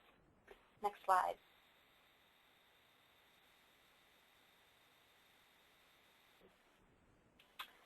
For purposes, I really wanted to draw your attention to the IMO measures paper that was circulated prior to this webinar. This lays out really all of the relevant measures that are available at the IMO, and I'm not going to be able to get into them all today, certainly. But I think it's important to remember during the course of this discussion and as we move forward and as you go over that paper that the choice of what, again, if any IMO measure to pursue is really dependent on the circumstances it's intended to address. And so, for example, as we discussed earlier in this call and as we've been discussing throughout, if one of the main goals of this working group is to reduce the risk of ship strikes with endangered whales or to manage ship traffic or even conflicts of ship traffic with ocean users, then there are certainly certain measures that will mitigate those risks better than others and that have been used historically at the International Maritime Organization. Next slide. So I won't necessarily go through the whole toolbox that the IMO has. You have that in the paper. But I do want to broadly speak about the categories that are listed here that are available, and also to give examples about how they've been used in the Channel Islands National Marine Sanctuary and the circumstances that led to their designation. So we have ships routing and reporting. We have MARPOL measures such as special areas to address vessel discharges. We have an emission control area that has been designated in North America and certainly affects the West Coast. We have speed recommendations in particularly sensitive sea areas. What I'd really like to hone in on, though, is ship routing systems, and those are, next slide, predetermined routes that, as I mentioned, can be mandatory or voluntary, and they are designed really for a number of reasons, including safety of life at sea, safety and efficiency of navigation, and protection of the marine environment. So there are a number of different types of routing measures, two of which have been designated in and around the Channel Islands, two traffic separation schemes and an area to be avoided. And then also in the Channel Islands, or in and around the Channel Islands, we have the emission control area. Next slide.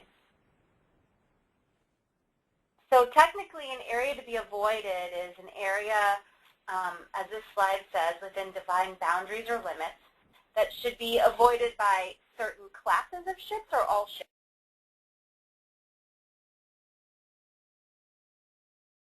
Put in place to let ships know that, for example, navigation is particularly hazardous in an area, or there's a possibility that, there would be unacceptable damage to the marine environment from a casualty of a vessel.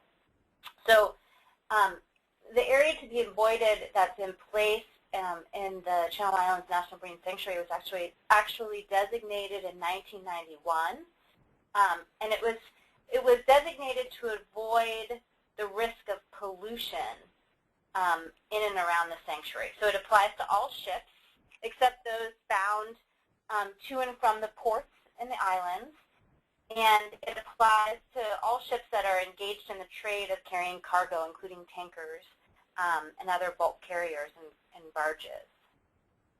Next slide. In addition, both Sean and Michael talked about the traffic separation schemes that have been established in the Santa Barbara Channel and the LA Long Beach ports. And what a traffic separation scheme does is it separates opposing streams of vessel traffic, much like lanes on a highway do for cars. So both of the traffic separation schemes for Santa Barbara Channel and the Port of LA Long Beach, they were actually designated by the IMO in 1983 to facilitate the safe movement of ships in and out of those ports. And ships are asked to use those traffic separation schemes when entering and departing the port, and they're recommended for all seagoing vessels, but they're not necessarily intended for tugs and tows and other small vessels. And each of the lanes prior to the amendment that the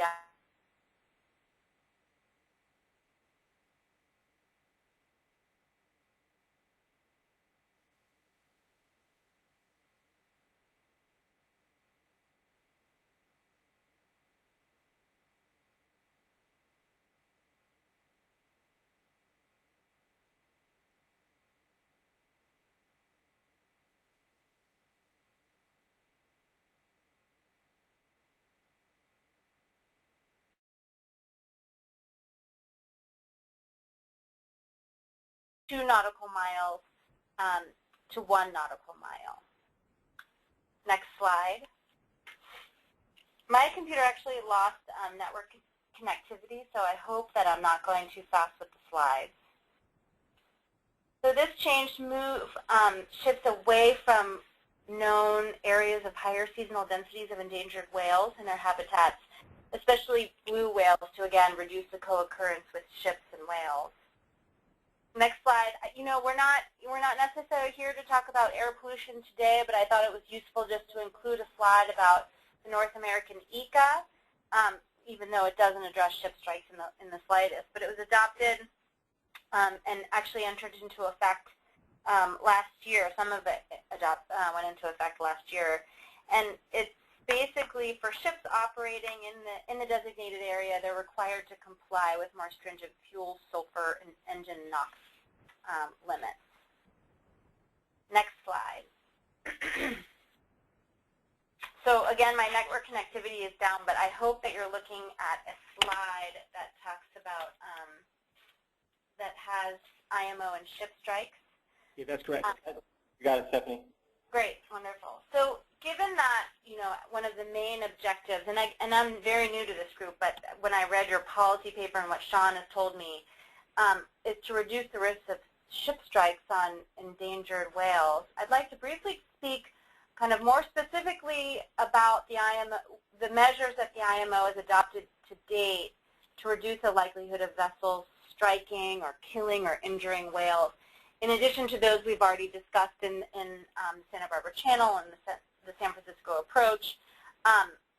We also had traffic separation schemes that were similarly amended on the East Coast for the protection of the North Atlantic right whale. The U.S. petitioned about, I would say, 8 years ago, and the IMO designated 2 mandatory ship reporting systems in regions of right whale aggregations on the East Coast. And these are intended to provide information about the North Atlantic right whale and their vulnerability to vessel strikes directly and in real time to individual vessels when they have entered into regions where the right whales are located. But I think that it's important to focus on the IMO's most recent action with regard to reducing co-occurrence and vessel strikes with whales. And I think it's particularly important to highlight, given that the issue of speed restrictions, speed recommendations has historically been very controversial at the IMO, and the IMO until last year had never adopted any speed recommendation to reduce the risk of vessel collisions with cetaceans, until last year. So I think it's important to note that in May last year, the IMO adopted a traffic separation scheme. It was not a U.S. proposal. It was a proposal by Panama on the Pacific coast of Panama specifically, and its goal was of the traffic separation scheme was to enhance maritime safety and create a safer environment for humpback whales that breed near the Panama Canal's entrance. And along with the traffic separation scheme, really at the surprise of all members of the IMO, Panama was able to get the IMO to adopt a recommendatory seasonal 10-knot maximum speed recommendation, so it's voluntary, to reduce the risk of ship collisions with humpback whales. And so the takeaway from that is really just to note that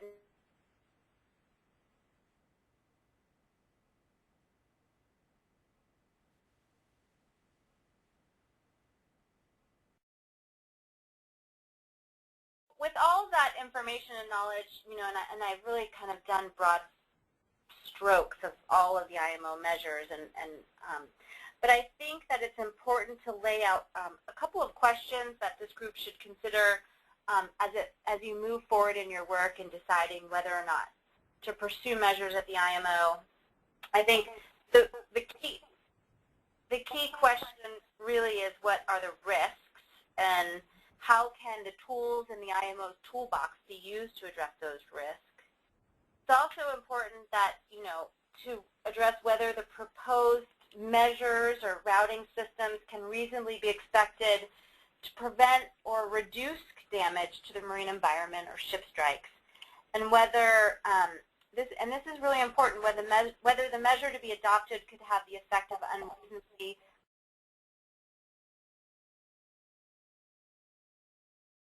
have to consider whether the measure would be recommendatory or mandatory. So, for example, all of the TSSs we have established within the U.S. exclusive economic zone, they're all recommendatory as are areas to be avoided. So, we have to consider whether or not we want to pursue a measure that's mandatory or recommendatory, and then what ships it would apply to. And then in terms of the process, to secure any of the measures we've discussed here today, it's up to the U.S. government to develop and submit a proposal, a formal proposal to the International Maritime Organization.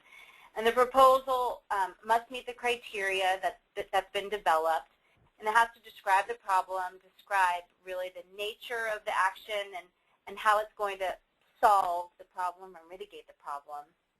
And then identify potentially adverse effects that the action may have on maritime interests and safety of navigation. And so assuming, this group came up with a measure that had merit, the group would work alongside NOAA and Coast Guard and others within the U.S. government to develop the proposal to ensure it meets that criteria I mentioned. And the proposal would be submitted to, the U.S. government has a proposal and determine whether it should be submitted to the IMO. And the Coast Guard has the lead. They're head of our delegation to the IMO, so they would submit a proposal on the U.S. government's behalf.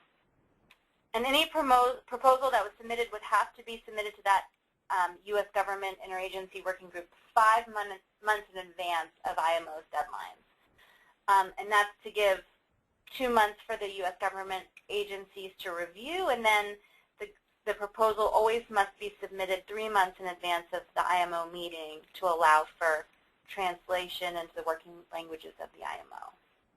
So I think that's enough information. I hope I haven't overrun my time, and if there's time for questions, I'm happy to answer them. Good. Thank you so much, Stephanie, for the presentation. So we do want to take maybe 5 minutes or so for any additional comments from working group members or clarifying questions for Stephanie. I have a question. Yeah. Elizabeth from NIMS. Thanks, Stephanie. Hey, Stephanie, great presentation. Quick question for you, and this is relevant to what you just mentioned about the speed restriction. By the way, if people are interested in what happened in Panama Canal, there's a really good paper, Guzman et al., that describes the situation down the Panama Canal and the impacts on humpback whale calving areas. One of the things I'm curious about is, and I hope I'm understanding this correctly. So the Coast Guard is our official seat, basically, at the IMO, and so anything that would be brought to the IMO would have to be consistent with the Ports and Waterways Safety Act, which the Coast Guard implements. My understanding, and I'm not sure, maybe our Coast Guard representative can help with this, would the Coast Guard actually have the authority under Ports and Waterways Safety Act to implement a speed restriction or reduction to protect whales? My understanding in some of the initial conversations on this a few years ago was that that's not within the purview of their act. So although the IMO may be able to recommend it, the Coast Guard doesn't have authority under the act to actually implement it. So I'm curious. You're the lawyer. I thought I'd ask you. Okay, so I'm not going to answer your question directly because I don't know specifically all of the authorities under the Ports and Waterways Safety Act or even any other authorities that the Coast Guard has. The Coast Guard, I will say, affirmatively does have authority to issue speed restrictions. Whether or not those speed restrictions can be put in place for purposes of you know, reducing co-occurrence with whales and ships, or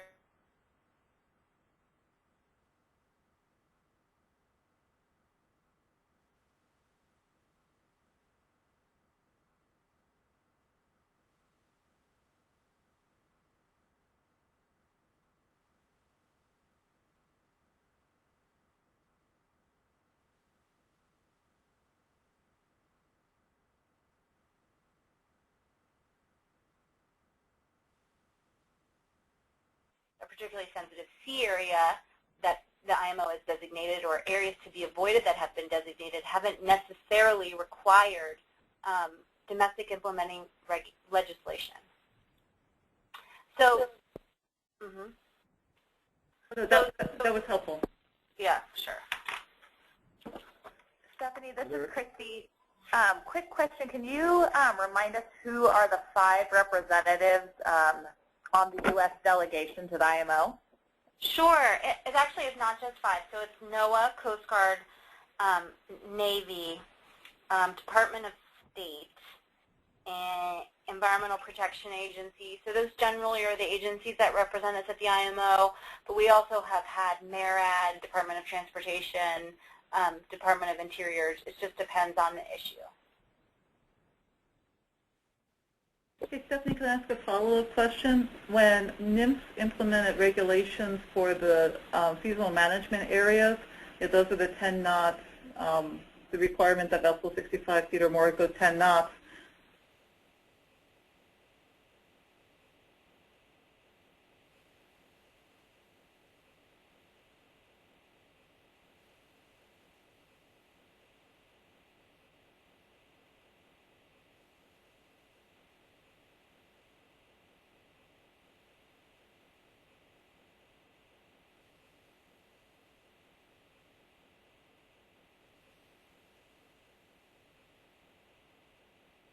This paper about how the IMO has been a really useful organization in whale protection, and I didn't see that one, so I assumed that that meant that it hadn't gone to the IMO.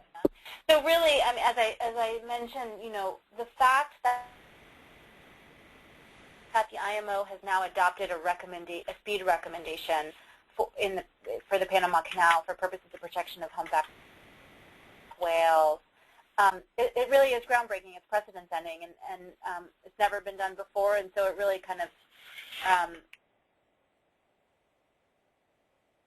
it provides an opening for other countries, provided criteria is met.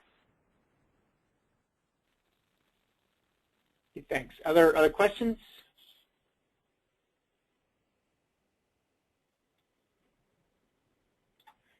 Okay, so this is Eric, and what I'd like to propose is the last thing we were thinking of doing, and I don't know if we need to do it anymore, is we were going to take just 2 minutes to show how some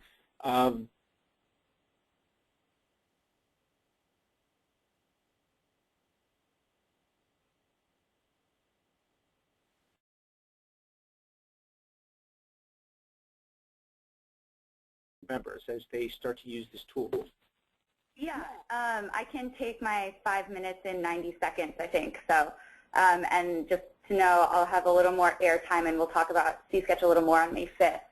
So, I just wanted to show we have the ECA boundary, and if you right-click on that layer, like a lot of the other layers, you'll be able to view description and learn more about what that means. I realize now it's just a line on a map. And then we also have those IMO designations that are actually national, but if you zoom in, you'll see those ATBAs that Stephanie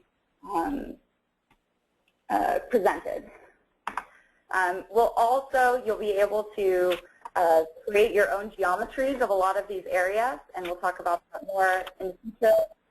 And then in the Participate tab, you'll also be able to look under Resources, Existing and Previous Management, and actually copy editable geometries. So use these as a starting off point, which I wanted to point out, that there's a couple ways you can access these type of existing zones and information in C-Sketch, and we'll be continuing to add ones we've already identified. And we'd like to invite everyone to share ideas about things that we should include. So in the working group forum, we have meeting number 2, information presentations. And feel free to jump in here and respond, add ideas. That's it. Okay, great. So obviously in the coming weeks, we're hoping that working group members will start exploring the tool more. We will certainly be doing a deeper dive into other data and information at our next webinar, which is on Tuesday. So I would like to propose that we take a break now. We are still a little behind schedule, but we're pretty close. And so I'd like to propose that instead of 10 minutes, if we could try to reduce it to 5. And so this is intended to be a bathroom break for folks, but please don't go and dig too deep into emails or other things like that. So on my watch, I have 12:10 right now. We will reconvene at 12:15. Okay, does that work for everybody? Great. Yep, thanks. Okay, good. So please stay on the phone. You can just keep yourself on mute. You can walk away from your desk, and we will start begin in 5 minutes.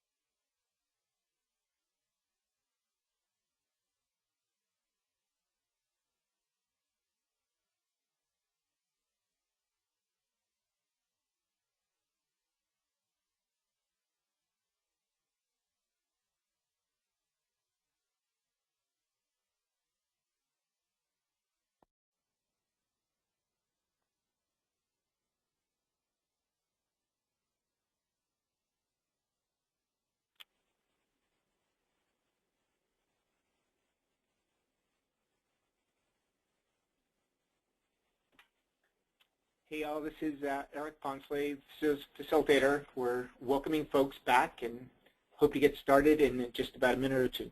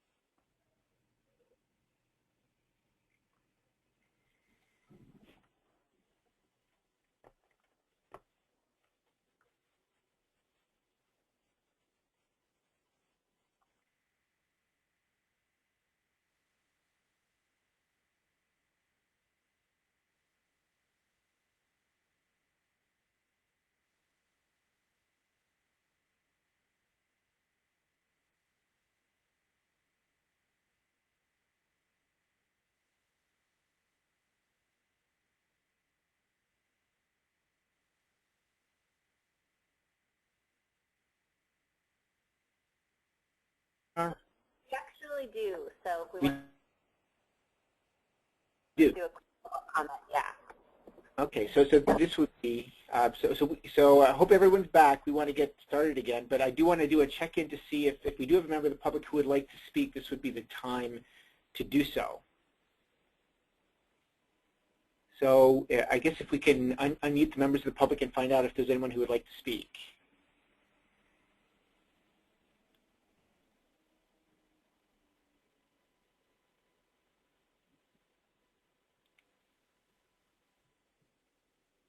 But Morgan or Grace? I think we don't have any comments. Okay. Thank you for confirming. Okie doke. So I hope folks are back. And is Jeremy present? I am present. All right, super. Well, welcome back, everybody. So we're now moving on to the second major agenda item, which is informational presentations about shipping. We have two here. One is a bigger picture introduction to shipping, and Jeremy's on that one. And then Kip will be presenting on shipping patterns next. So Jeremy, over to you, and welcome to the group. Well, thank you. As Eric said, my name is Jeremy McConnell. I work for Maersk Line in the Environmental Sustainability Department, along with my cohort, Lee Kinberg, who a lot of y'all have met or talked to at least. We are a two-person team that handles all of NAM North American compliance. So we stay pretty showing this picture of Los Angeles Long Beach area here. See a Maersk vessel up in the front, and a lot of what looks like very organized stacks and moving in there. And I just wanted to show y'all that it looks very very organized, but it's like a organized chaos on the yard. It's very just looking at that ship right there, you see that's a ship that we bring in weekly, and they completely unload the vessel and reload it. So it's there for about 3 days total. It's pretty amazing what they can do at the ports. If you could go to the first slide, please. So as the slide says, transport is a significant source of CO2 and other air emissions. If you look at the left pie chart, it shows our top three producers of carbon dioxide are transportation and industry. So being part of the ocean transport, we realize that we're a part of the emitting industries that definitely do not promote good air quality. But if you look at the right, you also see that of those transportation functions, Ocean freight is a much smaller portion than, say, road freight, which would be anything after it's left the yard or anything going from Kentucky to Los Angeles or something like that. A lot of trucking movements. If we go on to the next slide. I'll bring up the first slide to show you that while we are a part of the emitting industries, ocean shipping is the most energy efficient way to move cargo long distances. It does impact the environment. If you look at the globe on the right, this is nitrous oxide where there's an intensity level, where there's a lot of basically, you know, we bring goods to the public, and most of the places where there's a large public population are places where there's ports, and for that matter also places where whales like to congregate as well. What you can see is that shipping even has some of the lanes where our ships traffic going Asia, Europe. Actually, you can see from space the NOx emissions from those areas. Now, even though ocean transport moves 90% of the goods globally, we only present 4% of the CO2.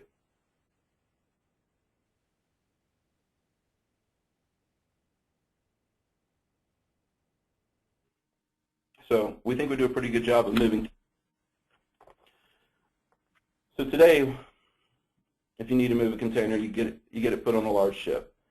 Ships can deliver thousands of tons of cargo from many customers to dozens of ports. But it wasn't always this way. You go to the next slide, please. At one time, you would have been on the Hispaniola, leaving Spanish Main, and you would have goods that you were wanting to take to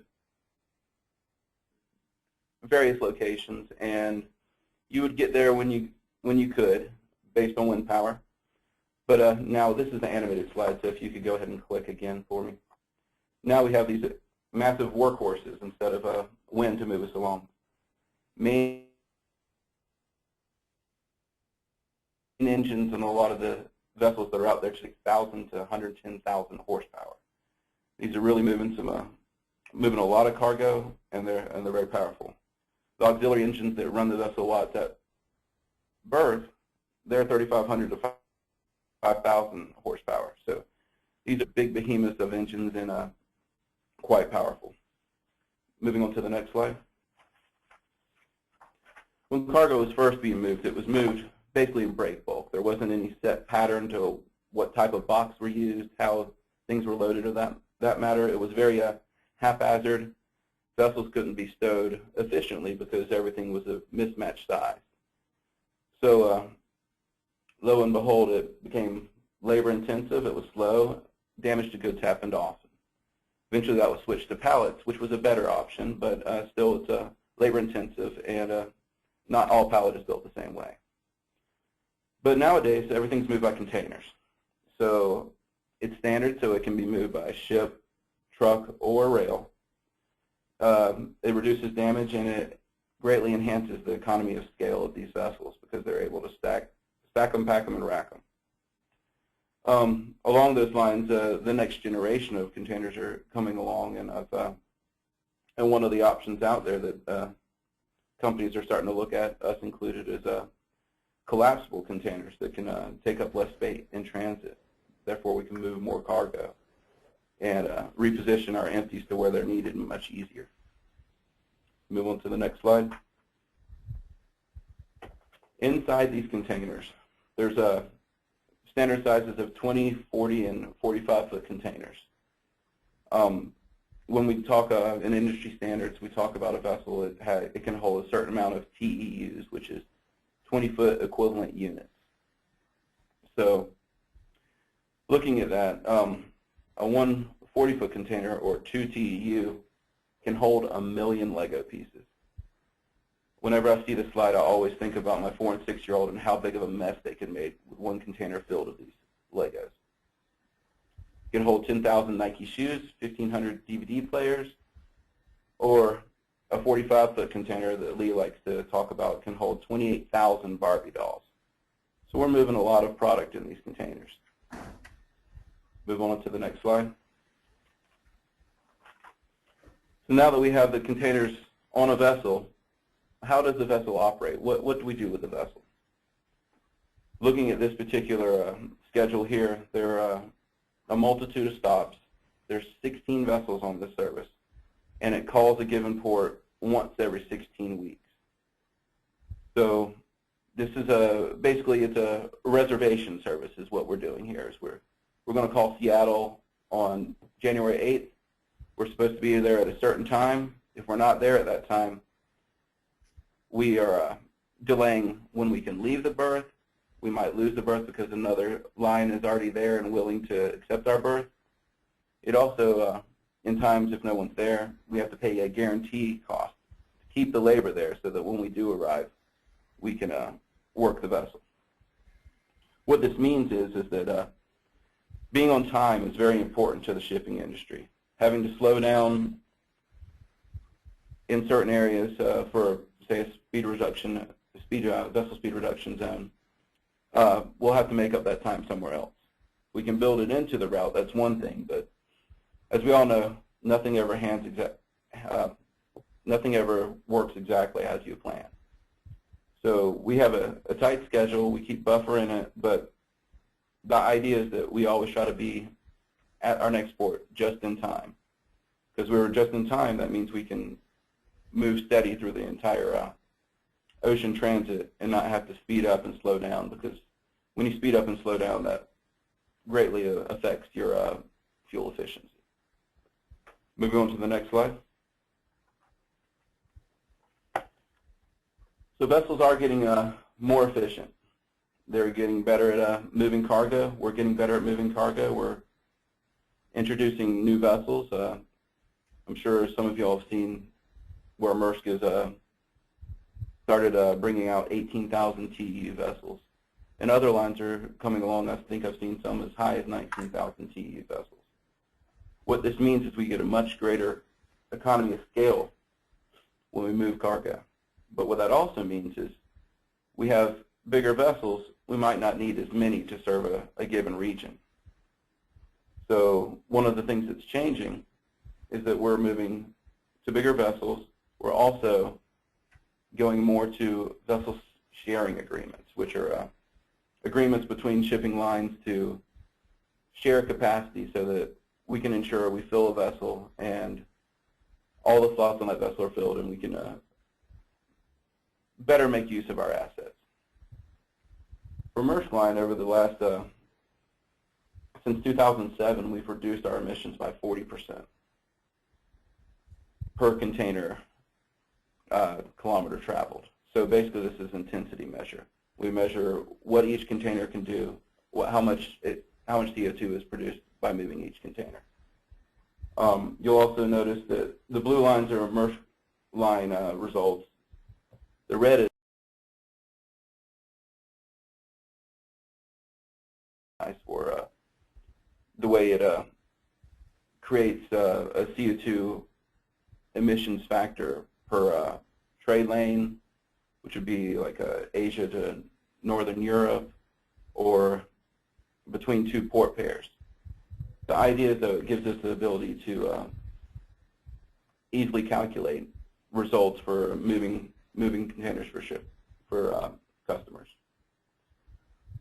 One thing I'd like to point out is that in 2004, our emissions dropped by 8% per container while volume grew. So we've started decoupling container growth to the emissions that we're generating.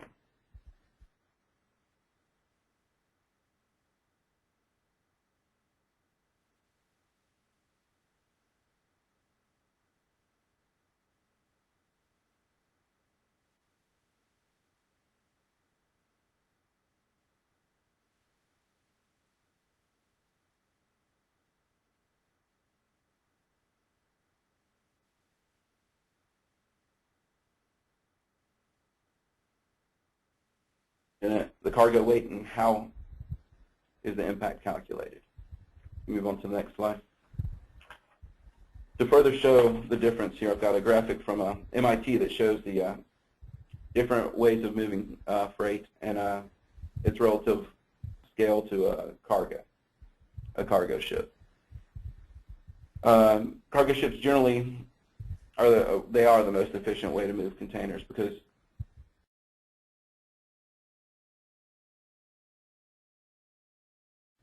what's the word I'm looking for? Resistance. With a boat, it floats and you move it across. Rails got more friction, cars have more friction, and a plane has to keep it up in the air as well as moving. So there's a lot more energy wasted in moving things by airplane.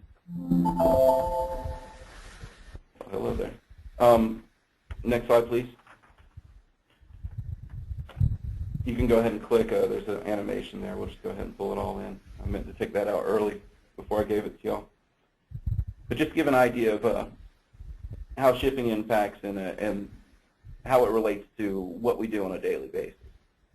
If we had a pair of shoes in a container being moved to Northern Europe from China, you know, it's packed in a container with lots of other shoes, so this is just one piece of that container. But moving that over that full distance, in this case it's Shanghai to Bremerhaven, it's basically about 100 grams of CO2 we can attribute to that pair of shoes for that movement. Now, if you were in Bremerhaven and you drove 20 kilometers from your house to the store to buy shoes, if you bought that pair of shoes and brought it home, you will generate 18 times the CO2 emissions because of the economies of scale that you can gain by that. So what I tell my wife whenever she's going to the store to buy shoes, you need to buy more than one pair. That way you're doing some good work for the environment. Move on to the next slide. The most important thing to realize in any sustainability effort is the ongoing process. For Maersk Line, that's related to how we use our vessels, our behavioral changes, what speeds we use. We use slow steaming or steady steaming. The idea is we've derated our engines to make them work efficiently at lower speeds so that we can recoup the benefit of not producing as much emissions and also not spending as much fuel. So some of the things that we've done over the years, we've looked at one that I think is very interesting that doesn't work for slow speeds but works at higher speeds is micro bubbles. The idea of basically having tiny holes in the hull of your vessel and pushing air through it so you're almost floating your vessel in a little bit of air as you go, as you make transit. That didn't work at slow speed, so it wasn't something that we found viable at the time. There's anything from crew awareness and engagement that makes a huge impact.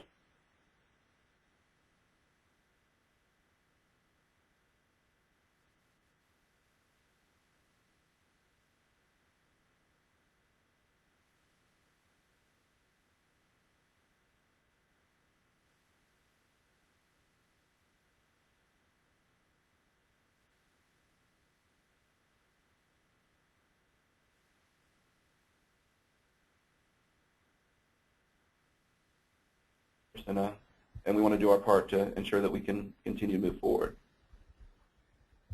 There's all sorts of things like waste heat recovery and propeller and hull trim optimization. And we also did one thing that I think is kind of interesting.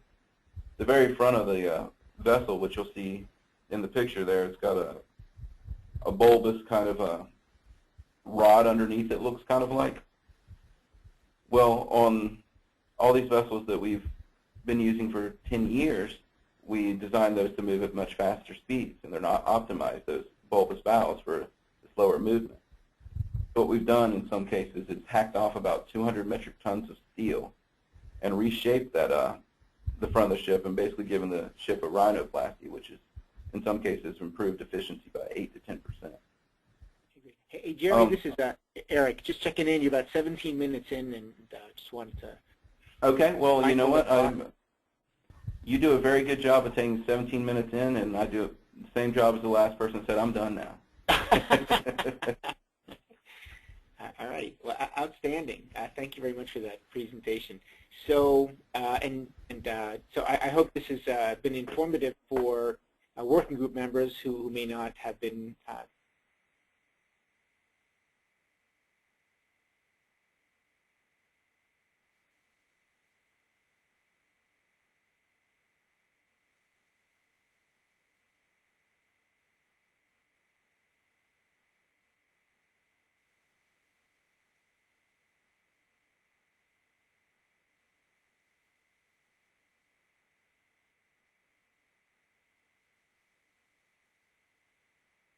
requirements and the low sulfur fuel is that there's some speculation that may, have you seen this have to be because of the new fuel requirements within the EEZ? Well, I would say first off, the ECA definitely is up the game for the industry as lowering the emissions. We provide close to the ports.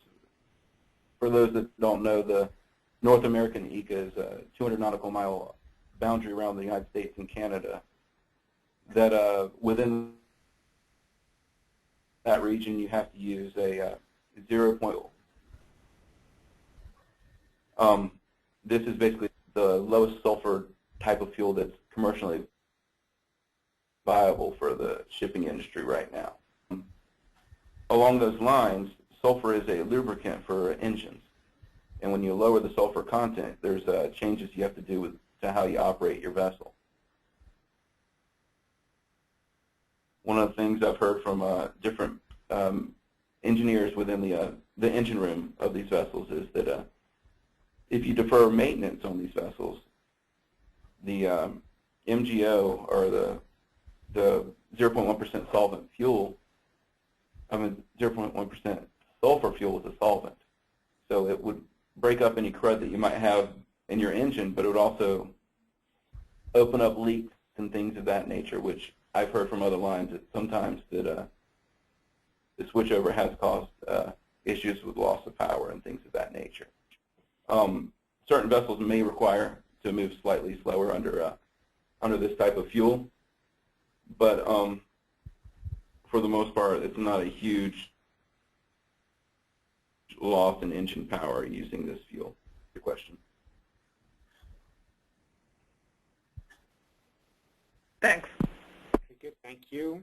Other questions or comments for Jeremy? Yeah, this is Phyllis. I would just... I learned a little bit about alternative. My colleague Jim Fawcett held a symposium at USC on alternative fuels, and I'm just wondering if Maersk is doing very much experimenting with other than hydrocarbon-based fuels. We have looked at a variety of different sources, and we're constantly looking at other sources. I know that we've looked at algae-based fuels. We've looked at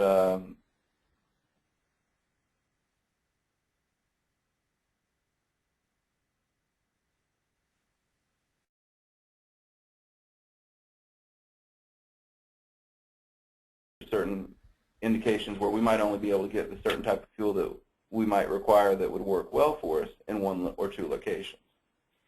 So not only do we have to work with the industry and the energy departments to figure out how to have this fuel, experimental fuel, available, but we have to be able to use it all over the world, or otherwise we've got ships that either are having to be able to dual fuel uses or things of that nature. So we've looked at other variety of different fuels, but I can't say that any of them are to the point where they're commercially viable for us. And as I said, we continue to look at those type of fuels, and I'm sure others in the industry are also looking at it as well. Right. Thanks, folks, for the question. So I heard a male voice, and then I saw that April had her hand up, and so we'll take those 2, and then we'll move to our final presentation. Hi, this is Sean Klein with the Chamber of Shipping of America. Just one comment on the question regarding the ECA and slowing down. I think another aspect to that, there is a slight incentive, depending on the ship's route, to slow down just because of the cost of low sulfur fuel. So if you're operating in the ecozone for an extended period of time, ships might be slowing down a little bit just to save fuel and lower cost. Absolutely. Very good. Thanks, Sean. Yeah, and then, if I may, there's actually a lot going on in terms of addressing air quality and greenhouse gas emissions from vessels, and it might be a good idea, if it's of interest to the committee, to schedule that as a separate presentation. Yeah, TL, I had looked at giving a couple slides of the different types of things that shippers are doing to reduce emissions, and I didn't feel like it was quite right in the presentation. I wanted to keep it short, but I'd be more than willing to present something along.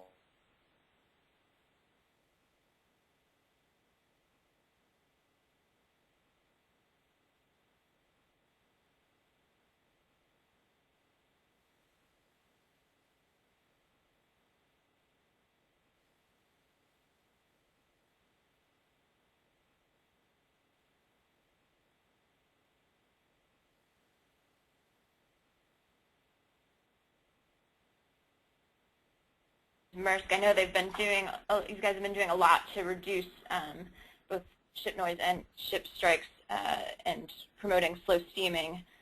We at IFAW have observer status at the IMO and have done a lot of work to try and promote and get passage of the new technical guidelines and recommendations by the IMO to reduce ship noise, which would in some cases lead to kind of slower steaming, changing of hull design. I know you mentioned some of those things, but I was curious if Maersk is working to implement some of those recommended technical guidelines from the IMO that would help reduce that ship noise. And then also, the second question, you had mentioned, and I think we're all very aware that obviously when there's speed restrictions, that sort of slowdown can be a big impact, and it's much easier for the shipping industry, obviously, to take into account that extra time in the early planning stages for your route.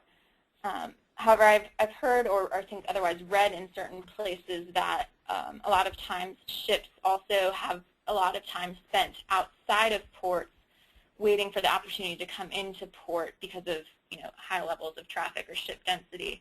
I'm not sure how much of a lag time or waiting period that is, and how that amount of time relates to or is comparable to the potential time lost if you have to slow down. Well, ideally, when we're coming to port,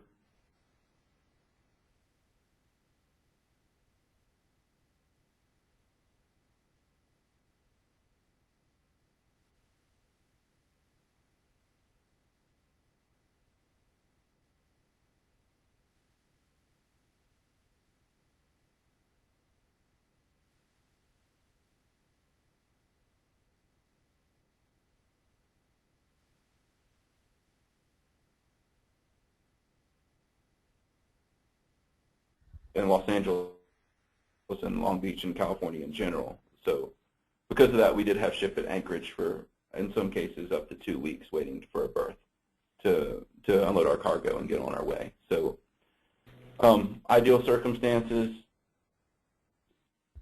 we set up our schedule so that we're not going to have to wait anywhere, and we're constantly moving. Basically, the way the shipping industry looks at it, if our vessel is not moving, then when we're losing money. So I think you had another question in there, but I answered the last.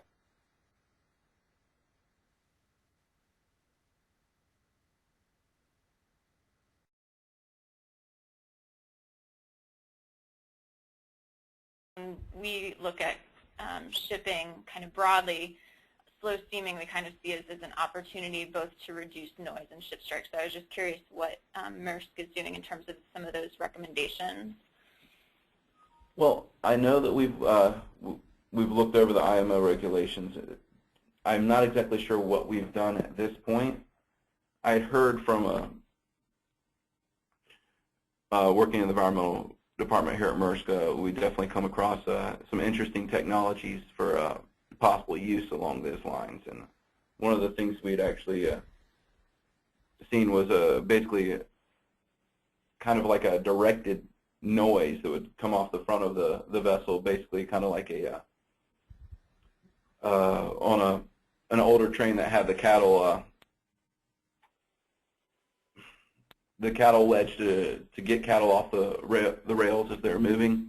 The idea here is that the vessel would be able to push a noise that the whales weren't interested in hearing, and they would get out of the direct path of the vessel. I don't even remember the company that brought this up, but we've heard things along those lines. But as far as the noise and reducing it, I know that slower speeds were obviously not working the engine as hard, so there is some reduced noise that way. But as far as anything operationally we're doing on a regular basis for that, I don't know of anything yet. Okay. Thank you, Jeremy, and thanks, April, for the questions. I want to move to our last presentation at this point, just given where we are time-wise. So thank you, Jeremy, for the presentation, and again, welcome to your primary status membership in the group. The last presentation is Kip Ludit from the Marine Exchange of Southern California, and focused on shipping patterns. So, Kip, off to you. Great, thank you. I have 4 minutes to do a 15-minute brief, but hopefully I put enough pictures in that will make sense. But what I was asked to do is put together a variety of factors associated with ships, their routes, and data, so there's a common baseline for us to work from. So next slide, please.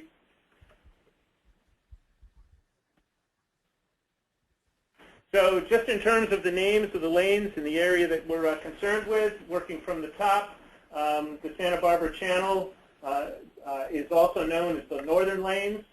Then moving down the western lanes, which are voluntary, and then down in the lower right-hand corner, the southern lanes.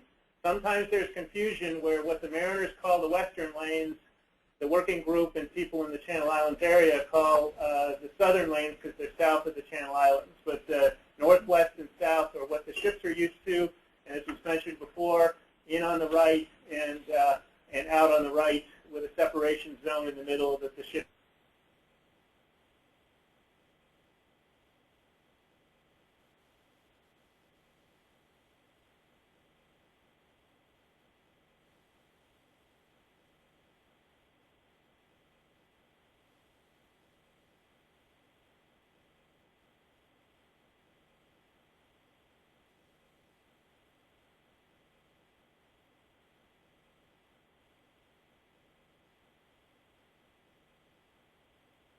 And lastly, you can't really see it, but the left-hand column, there are 31 ships arriving in these 3 days, and only 2 of them are U.S. flag.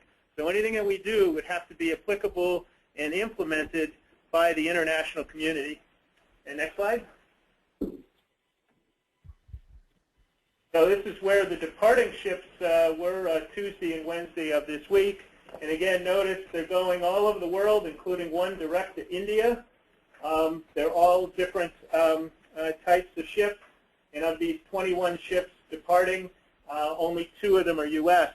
It's easier to implement stuff with the departing ships because we can ask the pilot to tell the ship X, Y, Z, and the most common thing with that is whales in a particular area.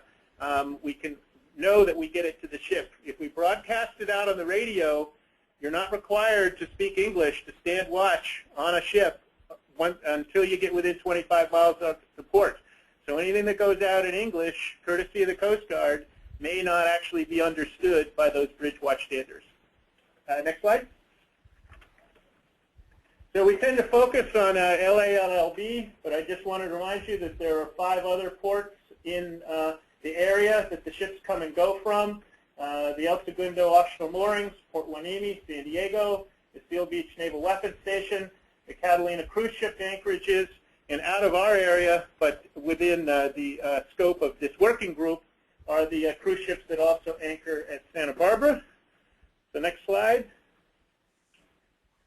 So and what's important about those ships, and I drew the arrows, I know it's a bit of an eye chart, but the point is that the ships come and go from those ports in addition to directly coming and going from LA and LB. So for example, working from the top, crude oil tanker comes from the Pacific area lightering area, which is offshore to El Segundo and then up to Richmond. The next one down from Powell to El Segundo to San Francisco. The next one's a reefer ship coming from Guatemala into Port Hueneme and then back to Costa Rica. The next one's a car carrier going from Panama, Port Hueneme, and up to Tacoma. The next one's a car carrier coming down from Phoenicia to Port Hueneme, then to San Diego. The next one's a chemical tanker from the Netherlands to Port Hueneme, and then up to Stockton. The next two, a car carrier, Port Hueneme, San Diego, Korea. And then the last one is a cruise ship from Mexico to San Diego and then up to Canada. So the point is, as we look at the ships, they're all not going in and out of LA and LB. Some of them are going other routes. Next.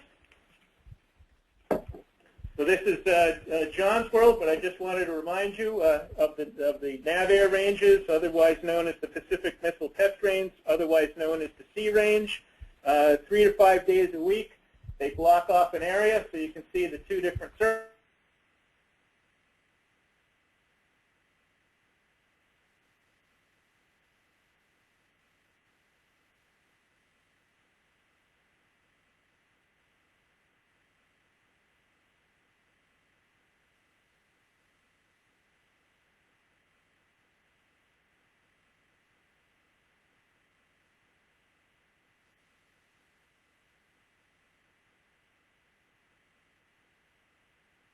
A month or so ago, we coordinate with Vandenberg to keep the ship out of the area, but again, it's another use. Next one. There's a lot of focus on AIS and everything that you can see with AIS, but here's 3 examples of vessels that you are rarely going to see on AIS, but are out there. The first is the Navy and other DoD vessels, which for national security reasons will rarely transmit AIS. Same thing with the Coast Guard cutters and boats.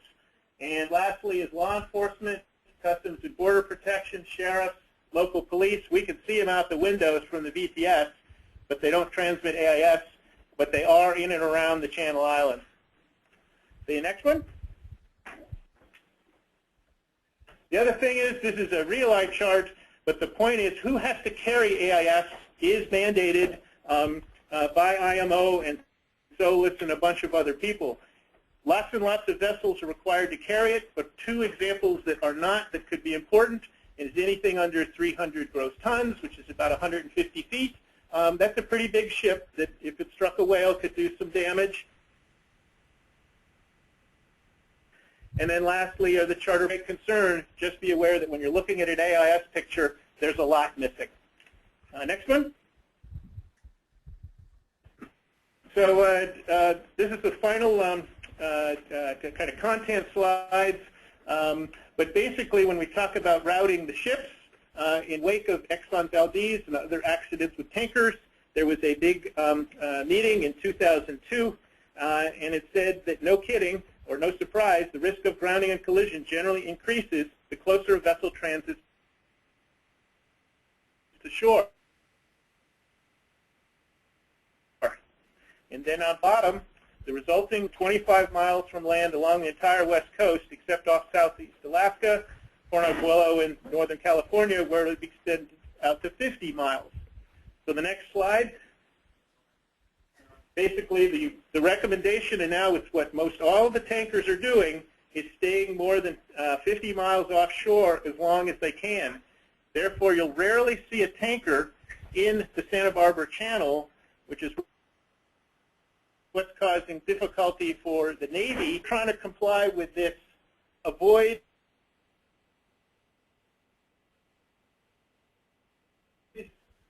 groundings because of, or as long as they can. So if we say we feel it'd be better to go in the Santa Barbara Channel, they're going to say, but this 2002 study, which has been very successful the past 13 years, is telling us to stay as far offshore as possible, as long as possible, and that means coming in from the west. Next one. Other challenges we implement anything is fog. So about 3 days a week, we've got fog. And I always like this picture because it reminds you it can be very, very variable. So this is out our window, and you can see it's crystal clear over the ports and absolute pea soup. And for the MERS colleague, actually it's a MERS ship that you can see going into the fog there. Next one. So while we have a primary mission of vessel traffic, no groundings, no collisions, we've got a very close relationship with Elizabeth and Memphis. So anytime that they give us information about the whales, we radio it to the ships, we email it to the agents. We have a Twitter feed now, and as I said, for the outbound ships, we tell the pilots to tell the ships.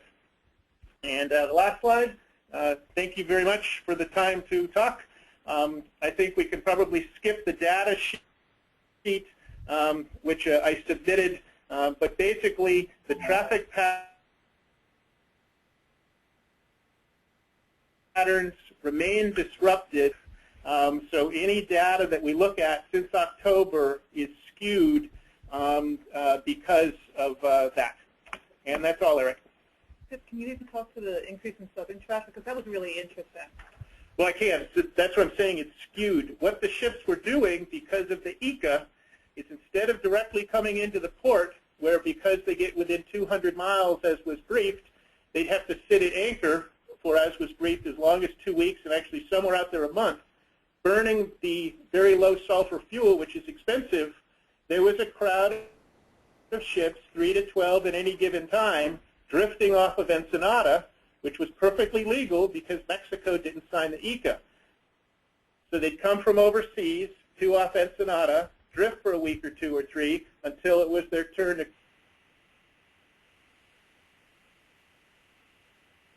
come in.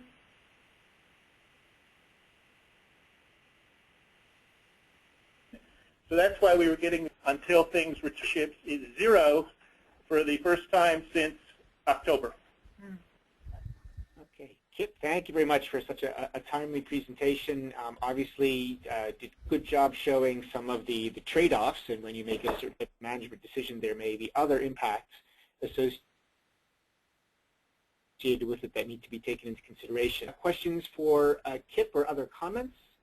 I don't see any hands up, but anybody want to jump in? We have a couple minutes. Well, one thing that I know Kip and I have talked about quite a bit is the decrease in number of vessels that are coming to the Port of LA Long Beach over, say, the last 5 to 10 years. And I'm thinking, has it been like a 20% decrease since 2007? It's a 24% decrease since 2007 in the number of ships. The first reason it happened was because of the recession, and then as we came out of the recession, the industry has moved to the larger ships, and therefore there are fewer of them carrying the same number of containers. Right.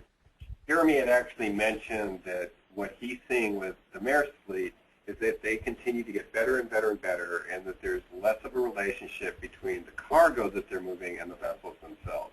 We're seeing that on the macro scale. The data that we're getting for LA Long Beach and Oakland as well is showing that we have economies of scale. So the only correction or statement I would make, they never were coupled.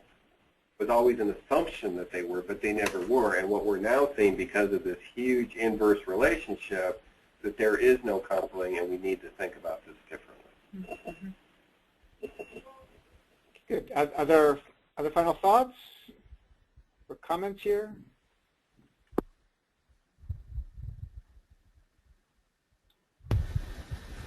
Okay, great. Well, Kip, I know that you provide a wonderful resource in being able to bring this information real time into the working group, and I'm sure you'll be able to help keep informed the group as to the extent that shipping patterns may be changing over the course of time, and to the extent that that influences the working group's thinking.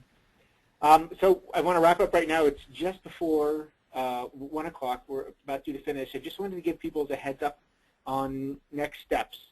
And importantly, we have our second of the two-part webinar scheduled for Tuesday. It's from 9 to noon. You're using the exact same webinar link as you did this time. So when you registered for it the first time, you should have gotten an email that says just click this link.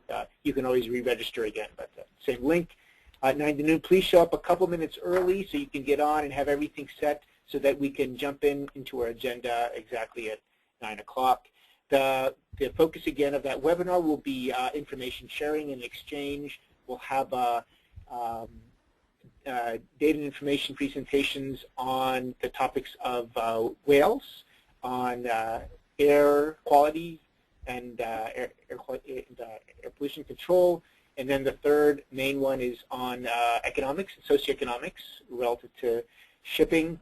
We'll also get an update on information that has been loaded into CSketch and a discussion of other information that's needed. And this may get back to the original question at the very beginning of this call about the need to have a data committee address other items as necessary. So we'll do that as well.